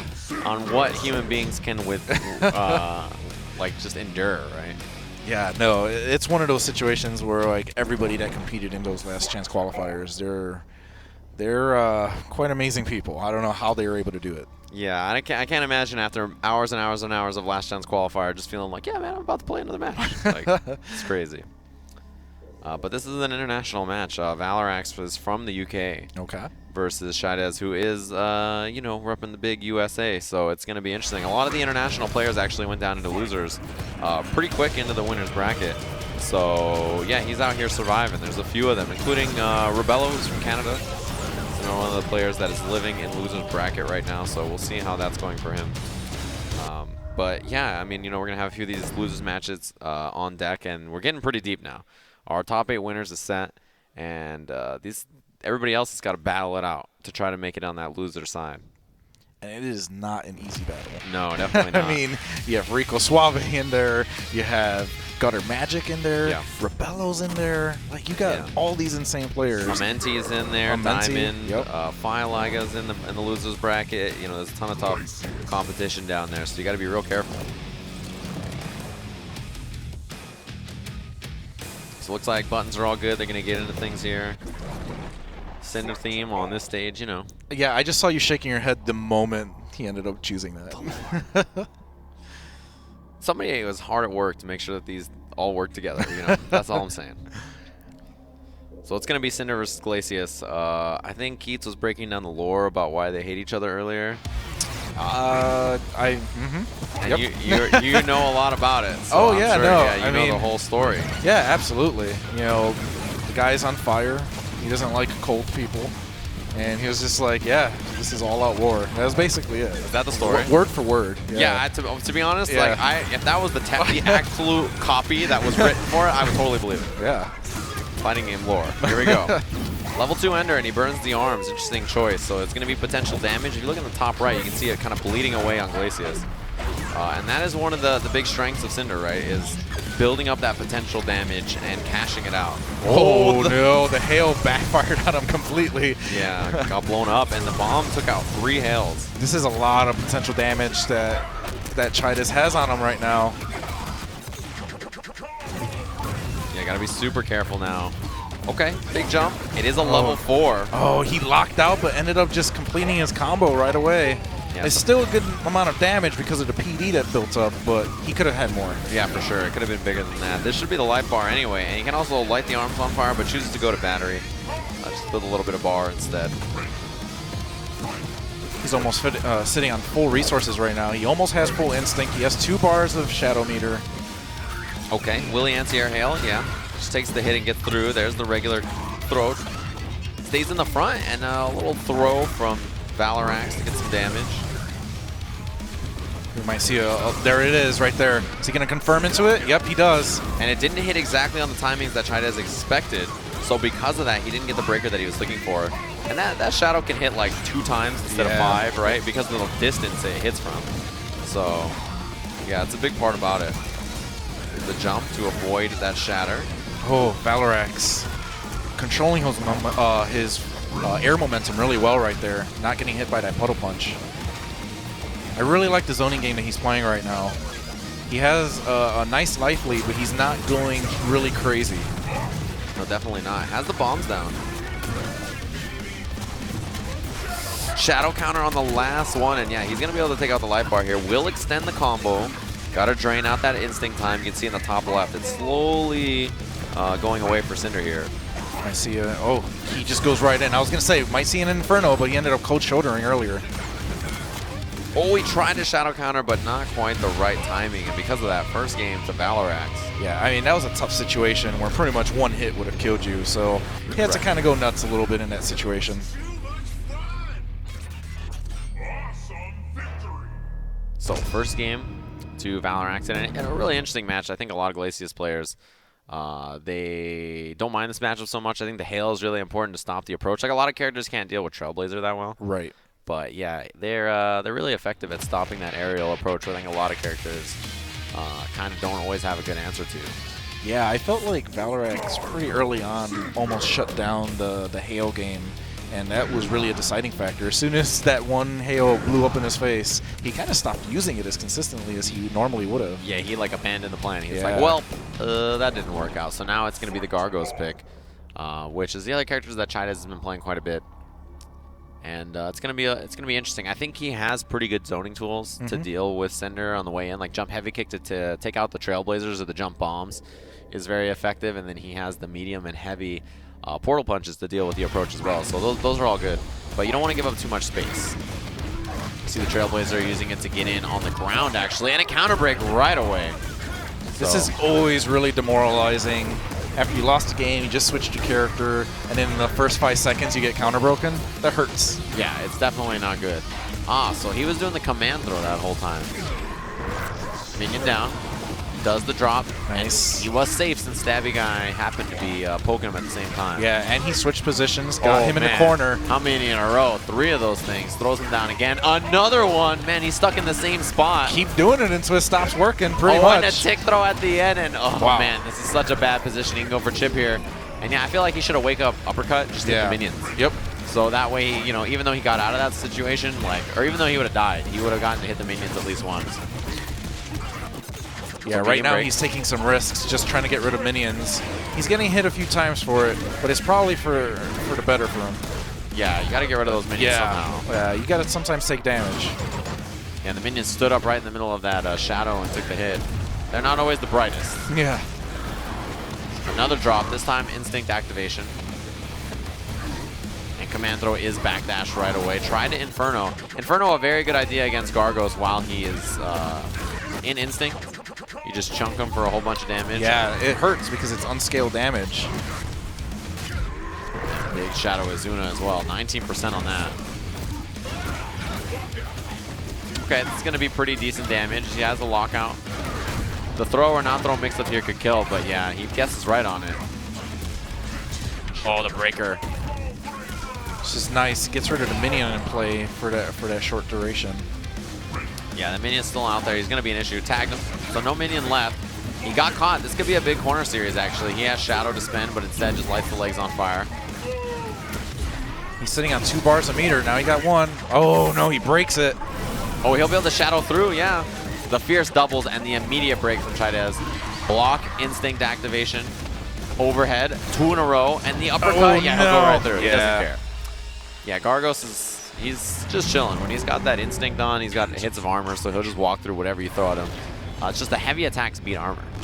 Yeah. So that's what you got to watch out for. The start of that match was really what set the tone when Chidez just went completely nuts. Yeah. Took his entire life bar just super fast. Yeah, the pressure was out of control. Yeah, Valorax was able to kind of recompose himself near the end, so hopefully he can keep that sort of momentum going in this second game. For sure. If he can play like he did at the end of the set, or the end of the last match, in this match right from the start, that would be very nice. The arms are on fire, but Chida's not scared to keep using them, it seems like. Big cash out on this, probably almost 40. 37. This is a scary spot to be. He walks back, has the bomb out. Will be able to armor through that attack, yeah, and that's why he gets the command throw. Minion out.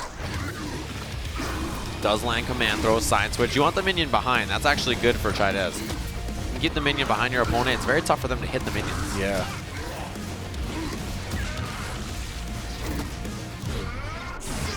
Oh, Shadow ended up catching him because he ended up backdashing. Yeah.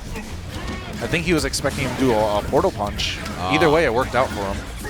All right, so burns the legs, level 3 on that. A lot of the time it's going to be burning will be wasted away by that round transition, but he still gets some of that potential.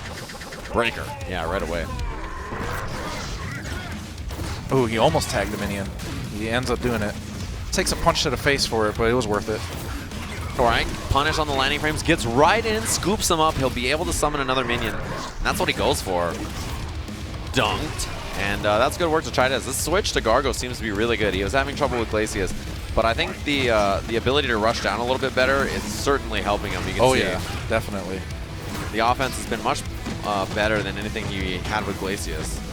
He's stuck, and you see him churning. Yeah, he's trying to avoid that situation somehow. Counterbreaker is no good. Valorant's taking a bit of a risk there. It didn't quite pay off. Now he has to deal with a minion on the stage. Knocks him out once. Now he's just getting punched in the face. Yeah, a lot of these portal punches. Okay, he got rid of the fat minion. Chubby. Chubby. Big bone. Yeah. Oh, dash up command throw is a no-go, but the medium double's broken immediately. Does not let them go for even a second. Instinct activation. What's the answer here for Cinder? Chase down. Yeah, he caught him backdashing right there. Oh, look at all that hurts. damage. Yeah, that's a lot. That you don't want to eat Inferno while you're in Instinct as Gargos. It just does raw damage to you, and it burns. It burns bad. Oh, he breaks danger. just in the nick of time right there. That could have been the end of the match. Yeah, he is in danger, so he's got to be very careful about that. Oh, he got dunked. From the top rope. Shadow Trailblaze, but the immediate backdash gets the medium kick. Psych Crusher anti-air. That was good work. Chidez is up 2 games now. Yeah, over Valorax, who is out of the UK, obviously, fighting from all the way across the seas. Yeah. And the zoning has been so much better than with Gargos, too. I feel like he's doing a much better job of dealing with the angles that he can approach at. Cross-up, caught Chidez doing something. It was a reversal. And Gargos really doesn't have any good reversals to use. You know, he's kind of just stuck when he's on defense a lot of times. I like the pressure from Valorax right now.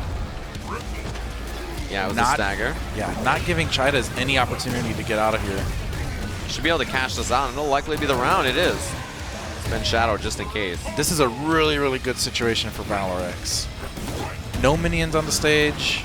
He pretty much has control of the entire match. Force him to use Instinct. Let's see what happens. Has minions available. Oh, the burn! It does so much damage. Yeah, it's not good. As Gargos, you don't want to eat one of those, or even, you know, you want to maybe burst it or just get away from it. Really smart from Valorax right there, throwing the bomb. It ends up hitting the minion and they explode. So pressure now. Gargos in a bad spot. Still has advantage the whole time. Gargos stuck and blocks them, but he was doing a reversal command throw as it just came out. Okay, anti-air. We saw this before. Oh man, I know the same thing. Yeah, he took an entire life bar with this strategy. There's time, there's a backdash. Comes down, and that actually comboed with the minion. Does it again. You gonna see a DP? Nice. What a pickup. Another DP. The recap, and he breaks it. There's like no KV left either. Shadow's gonna go through, catches Gargos, but not a combo off of it. And that'll be the life bar. That was a lot of damage that Valorax was doing with just such a small amount of health. Yeah. This is really, really good positioning for him. He has to deal with these minions. But if he can keep up the pressure, he might end up taking this game. Oh, Trailblazer in, but yeah, he got the minion on the tail end of that. Quick punish on the Trailblaze. No minions left on screen for Gargos. Drop. Oh, nice backdash. That was so sick. And he got him with a command throw, so he will be able to... Oh, he sets him down. Another tick. He's got bar for minion. Doesn't activate yet. Oh, he tried. He tried to go for a shadow command grab. Got burned in the feet for it. Yeah, and you saw that. You know, you don't go into danger until you're in, like, you're pretty low on life. Yeah. He was not in danger, and the Inferno actually took him from not being in danger to dead. Yeah. It does that much damage if you have the fired up Inferno versus Gargos. He can't block, so he just has to sit there and get burned up by all the damage that it'll do. Very strong start from Valorax again. This is looking just like the previous game. Yeah, and I think this is really where Titus has suffered. His defense has not been good enough to deal with a lot of the Cinder pressure. As you can see, he's really stuck. Yeah, he tried to backdash. And part of that's the weakness of the character, right? He doesn't have a real reversal to use. Yeah, for sure. And you got to just stay solid in these moments and try to block it out. And that's almost enough on this life bar. Backdash Oh, again. nice backdash. Matchup knowledge. Knows that drop, it's just going to come down vertically. So if you backdash it, you can actually punish it. Because he wants to do the drop in instinct. That's the plan. And he can't pop instinct if it misses. Valorant's almost sitting on or he is sitting on a perfect right now. Jump back bomb. You know he's going to try to gain space in Inferno. If he had that fired up, that's what he'd be going for. Minions out. Oh no, gets hit. Tried to do a flash kick, didn't quite work there. Yeah, I wonder what the attempt was. Okay, backdash. Man, just gotta stagger that down medium punch. I like that Valorex still isn't giving up. Like, he is not letting Chidas try to bully him. Alright, safe because of the minion. And all these hits that Gargos are landing, they're not doing a ton of damage so far. A lot of it is It's just... building up, though. Yeah. It's Hit by definitely hit. building up. He could Trailblazer. take this life bar easily. Meaty bomb. And he sets out the shadow. The minion, you know, he's a real smart guy. He walks right into it and he's dead. So still more pressure now. Cinder. Oh, the shadow counter's going to activate, but it'll be a block and a punish with his own. And a medium breaker. Man, he caught the linker. Oh, This no. combo. Instinct activation. This could be a recapture. It's going to be big. Chida's in trouble. Danger. And Yes. into Ultra. The one hit right into Ultra. Malarak's going to move on in the bracket. So that was an interesting set, right? Yeah. You know, it first started Cinder versus Glacius. It was very clear that Valorex had the advantage in that situation. Chidas immediately switches to Gargos. Yes. And completely dominates that next game. For like 2 games. Yeah. And then Valorex ends up adapting really, really well. Yeah. Starts to control the pace of the match, and he just goes all in. And he doesn't give Chidas any opportunities to start up his momentum. Yeah. And that was really the deciding factor as soon as he was able to shut down his game plan. He did a fantastic job. Yeah. And that adjustment was really impressive. I think one of the big moments to me was there was like 2 or 3 times in a row where he went for Skydrop. He just backdashed out of the Backdashed, way yeah. and punished, and it's like, that's a good sign. That is a sign of matchup knowledge that you know in that moment, like, okay, this is his main escape tool. Gonna backdash it and get out of there. Yeah, even in the situation where Chidas was doing his portal punches, Right. he was using his bombs in a really smart way just to get him out of getting hit, which was really, really crucial in a lot of situations. Yeah, and he was kind of using the Trailblazer, just how Glacius is using the shoulder to like move forward past the zoning, but also hit the minions at the same time. It's like a mobility-based like hitbox. You can just move on the screen while hitting your opponent, which is really nice. So that's something he was going for. So that was a loser's bracket match. Chidas, unfortunately, is out of the tournament. But up next, we're going to have Ultra Arcade Gutter Magic Versus Raven is Raw. Raven is Raw. So we saw him go to losers earlier to Base, Yeah, who was not playing Spinal. right. He was playing Mira, Mira, so yeah. this could be his chance at fighting a really good Spinal. Because before, obviously, you know, Base could have maybe picked it, but he did instead go with Mira. So we'll see what Gutter Magic is going to be up to in this set. He's been playing a lot of Tusk today. That's been the character that he's mostly been playing, instead of the Thunder that got him to 2 EVO top 8s. Right. So interesting to see that he's made that character switch. Yeah, I mean, we see the way that Gutter plays. It's a very basic game plan. Super basic. And it leads to big damage. Yeah, and and when I you have a think- character like Tusk, Uh-huh. that big damage, and you get that counterbreaker situation, we saw it happen earlier today. Yeah. And it's just like the guy had health, and then the next thing you know, he was gone. He walked away. That's just how it works. Yeah. And I think, Gutter's playstyle I would describe as basic, but in the best way. Yes, exactly. In the And- absolute best. Like, Yeah, why I don't- overcomplicate things, right? Right. Yeah, he's a very smart player. He knows, like, look, this is all I need to do to win. So I'm just going to keep it in that kind of fashion. So I really like the way that he plays, and I think he has a good take on how to approach a lot of these matchups. So it looks like he is going to go with Thunder. Okay. So good to see. This matchup, I feel like, is better for Thunder than it is for Tusk versus Spinal. He has better ways to lock the character down. Right. Command throw is very scary for Spinal to deal with. I think the neutral is good for him, so we'll see how it goes for Gutter Magic. And Raven is Raw, obviously, a very impressive player as well. Him and Base really talked about as the Spinal specialist. Short combo, activates. It's like 7% combo. That's when you do a 1-chance combo, you know, it's going to be very low damage because you only give your opponent 1 chance to break. But that means the combo is also really short. Right. You know, now. It's just the one opportunity in there.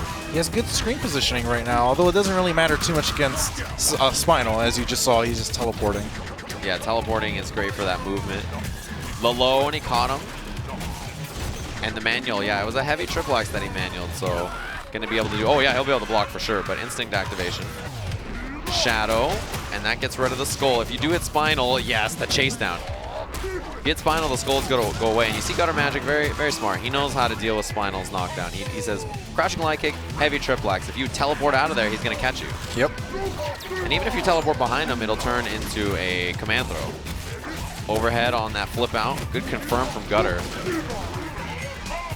Backdash. Oh, you see Gutter dash forward in the middle of that combo? He's like, look, you're not going to keep it up. I know better than that. Big boot to chase the backdash. And man, these breakers are scary. You know, Gutter's going to read those and start to counter break. Yeah, I'm surprised he actually hasn't done that yet. Yeah, he tried to counter break one of the boots that he went for. Yeah. You got to watch the uppercut, stomp, instinct activation for Gutter Magic. Okay, powers up, takes the skulls. Oh, chase down. Doesn't go for the juggle. Confirm into Shadow, and it's so close to being an ultra, but a breaker on the medium ankle slicer. Oh, man, are we going to see an ultimate? No, definitely not. It's too clean. Yeah. It was way too clean. Gutter's play. He was forward the whole time. He did exactly what he wanted, and Raven is Raw couldn't figure out a way to stop it. It was a good first match for Gutter.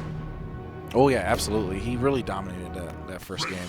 For sure. He had complete control over the pacing of the match, and right now it looks like it's almost reversed. No. Oh, man, this is going to be big damage. We'll see what he goes for. Battery ender. Yeah, he takes the meter. Overhead. Almost chases backdash. He was just a little late. Meaty, and he got caught by the low. And you're so scared against Gutter Magic to break. Yeah, you really don't want absolutely. to. Because you know that he will counter break. Counter break, yeah, absolutely. So he does heavy doubles. Wow, that was such a sick catch. He could actually kill if the juggle works, and it does. No breaker. And again, just like that, that first life bar from Raven is gone. Yeah, Gutter is a bad man. You can't mess around with this guy. Slide beats the backdash. Crouching medium kick, the immediate ender from Raven. He's gonna set out these skulls now. Gutter just flies in. I like that he stopped his instinct growth right now. And instinct would definitely cause a lot of problems for Raven. Flip out. And Gutter with no cancel on that forward fierce. It is unsafe if you don't cancel it, but maybe he didn't expect it. Almost caught the backdash again. Not quite. Yeah, big heavy command throw from Gutter Magic. He gets the setup here. And another escape. Raven is Raw really committed to that back teleport, even though Gutter has snuffed that kind of stuff out a few times. Neither player has any meter yet. Oh, the boot. He gets the wall splat. A little far for the command throw. Man, a couple of light doubles and medium linkers. Now he's got corner positioning, but he gives it up. He's scared of Gutter. Uppercut. No, dash through command throw. Very smart. Even better and more damage than what he could have gone for. Oh, that, yeah. If he had extended any further than that, it would have killed. So probably an important break. Anti-air. And you see that he's doing a lot of absorb so that Gutter can't get the chip that he's looking for. Oh, gets the boots. Drop kicked. Yeah. Gutter Magic ends up taking game 2. Yeah, the backwards teleport. Gutter actually chased with the boots. So good work. Yeah. Let's see if Raven can take this third game. He has to make something happen. Gutter is just like absolutely manhandling him right now. Steamrolling. Yeah, he's really getting his way. It's dangerous though because you know a player like Gutter, he will play like even more like momentum based when he is winning, which can either be really good for him or really bad. It just depends on how it goes. And right now it's looking like really bad as he's really trying to force the issue. Back throw. Crouching medium kick into the medium linker. An uppercut there? He was like, look, you're going to jump. I know it. I knew you were going to jump again, but the air-to-air is the no-go. Yeah, Raven just took the trade, got rid of the life bar. That's exactly what he needed to do. This is a very, very good life lead right now for Raven is Raw, so hopefully he can stay as consistent. Oh, Gutter Magic kind of bullying him right now. Got caught with a slide into the Shadow Skull. It's a lot of damage for Gutter to eat. Oh, lands. Shadow, and he does break the medium kicks, and you know Gutter, he had counter broken those a few times, so it's a big tell to do that against Gutter Magic. Jump back dive kick, medium linker is broken. Okay, overhead, and this will kill, and it won't give him a chance to break her. So Gutter's going to lose his instinct, but he'll be able to build a bar here. So pretty good damage on that. Punish. Genius. He just sat there and ducked and said, look, you're going to jump back. I'll let that happen. But Yeah, I'm gonna follow this up. Yeah, I mean, just waiting for your opponent to kind of dig their own grave, right? Yeah, and for sure. Gutter has been so good at doing that. Good blocks from Gutter. He is stuck, though. This is the bad spot to be. He does have Shadow Bar. Oh, the uppercut through, but both skulls hit for that 9%. And he's got more now. Lots of ammunition. And Gutter with the late cancel. This is a good spot for Raven. If he can get an opener, he's going to go into Ultra. Yeah. Nice. Teleport through, does get the heavy linker after that opener. And Gutter just with the wrong guess on the break. He had to guess. I mean, he is so low on life that anything was going to be right into Ultra. Right, yep. So it's like your last chance. It's like, all right, if you get the guess break, you live. If you don't, you're dead. And Raven ends up staying alive in this tournament. He's potentially one game away from being eliminated, isn't he? Yeah, I mean, if that happens, he'll be down in the second round of losers, Yeah. which is, you know, not where you want to go down, right? Especially since Gutter Magic was a late addition. You know, he was one of the dudes who made it in right at the last second with that last chance. So going back to character select right now. I don't imagine a character change. Yeah. Considering he won 2 games with that character, I don't see any reason why you'd want to switch. But it's a nice way to break the momentum from your opponent. He clearly was starting to get it. maybe settle down a bit. Yeah. That's probably a good call for sure. Back into it on the his home turf, you know.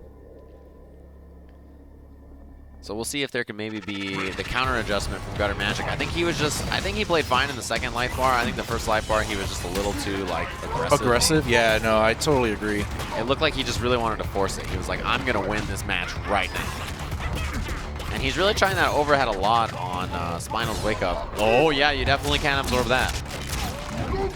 But the overhead is being backdashed pretty consistently. Tried to throw, but the back teleport, and Gutter's not doing as well at chasing the escape options from Spinal as he was before. Big boots, and no anti-air from Gutter. He was in the middle of that ankle slicer. Counter breaker. It's big damage. Should be the life bar. This is going to be the life bar for sure, yeah. It's a couple of skulls for himself as well. So now Gutter, he's got to make a comeback, and we've seen him play from the lead a lot so far. Big jump in, it stays in the front, heavy doubles, and he was scared to break. Let's see what he does on Wake Up. He ends up teleporting away, nice. This is a good situation for Raven as Raw right now. Gets the reset with the throw too, and the linker. Okay, it's a big cash out, Gutter, about on 30% now, close to danger, and the break, man. Okay, gonna put him onto that last life bar. Gutter in a pretty good position now. He does have instinct, so it's not the end of the world, and he has a couple of bars to work with. You know, Thunder is just a few hits from taking this. Oh yeah, absolutely. Just one or two crucial mistakes, this could be the end of the game for What Raven. a shadow counter, and that's right into Ultra. Nice. Now we're even. It's 2-2. It looked like Raven Raw was just about to be eliminated, but in that third game, he ended up completely turning the tide. So Gutter really needs to make something happen now, or his tournament life is on the line. Right, yeah, and his momentum was so huge. He had huge momentum. Looked to punish the landing frames, didn't find it, and that right there has been a big problem for Gutter. The sword twice in a row, and if it hits, yeah, he just turns it right into a combo. I don't know if Gutter has found a solution just yet. Didn't catch him. Yeah, backdash invincibility. Ooh, jumping out of the run cancel. The overhead works. And Gutter in a bad spot here. Does guess wrong. Gutter's going to have to compose himself soon. He's losing way too much life for comfort at this point. Yeah, and that should be the first round. Bad spot. Gutter Magic has lost a lot of life. Yeah, and his instinct is cursed right now, so he can't build any instinct meter, can't build any shadow meter. This is not a good situation for Gutter right now. Raven Raw has complete control over this match. Yeah, Gutter really can't find a way to deal with that Soul Sword. Yeah, you can see it even as an anti-air. Ooh, backdash gets away from Gutter, but now he's got the knockdown. Another backdash. Yeah. The big lockout, and this is a bad spot for Gutter Magic. Close to being dead, the shadow uppercut. Stomp and not a right breaker attempt. This time the backdash is chased. Thunder in this situation is still super, super deadly. It's going to be in the second life bar now. I mean, he can easily do it. He almost has sure. he almost has instinct. He almost has a bar of meter. Just one or two mistakes can easily turn this tide. Yeah, wall splat ender just goes right for the command throw. Pretty decent damage on that combo, but the setup is going to be huge. He's going to cat him. Oh, nice. And it goes right into Ultra. Yeah, he goes for the medium linker right after, and Gutter was wrong on the break, so nice Good- work. Yeah, good on Raven for completely turning that around, right? Like, he was down 2 games, looked like his tournament life, he was just going to have to walk away, you know, in shame. Yep. But no, he completely turned that around, and wow, that was awesome. Yeah, brought it back after being down 2 games. Yeah. 3 straight, that's super tough to do, but it was obviously like he realized what was working. Yeah. He realized like, okay, this is the kind of stuff I need to do more of and less of, and like really made that adjustment on the fly. Like I really like the use of the Soul Sword, The and Soul not only as Sword, the yeah. anti-air, but also like he would just poke with it and then he would just do it again. Yep. And what you do when you do that is you input your linker. So if you input it and if they block it, nothing happens. And if it hits, it starts the combo, and it's like, oh, you started a combo and you inputted a linker. Here it is. So that's a really smart decision from Raven as Raw. Looks like we're gonna have another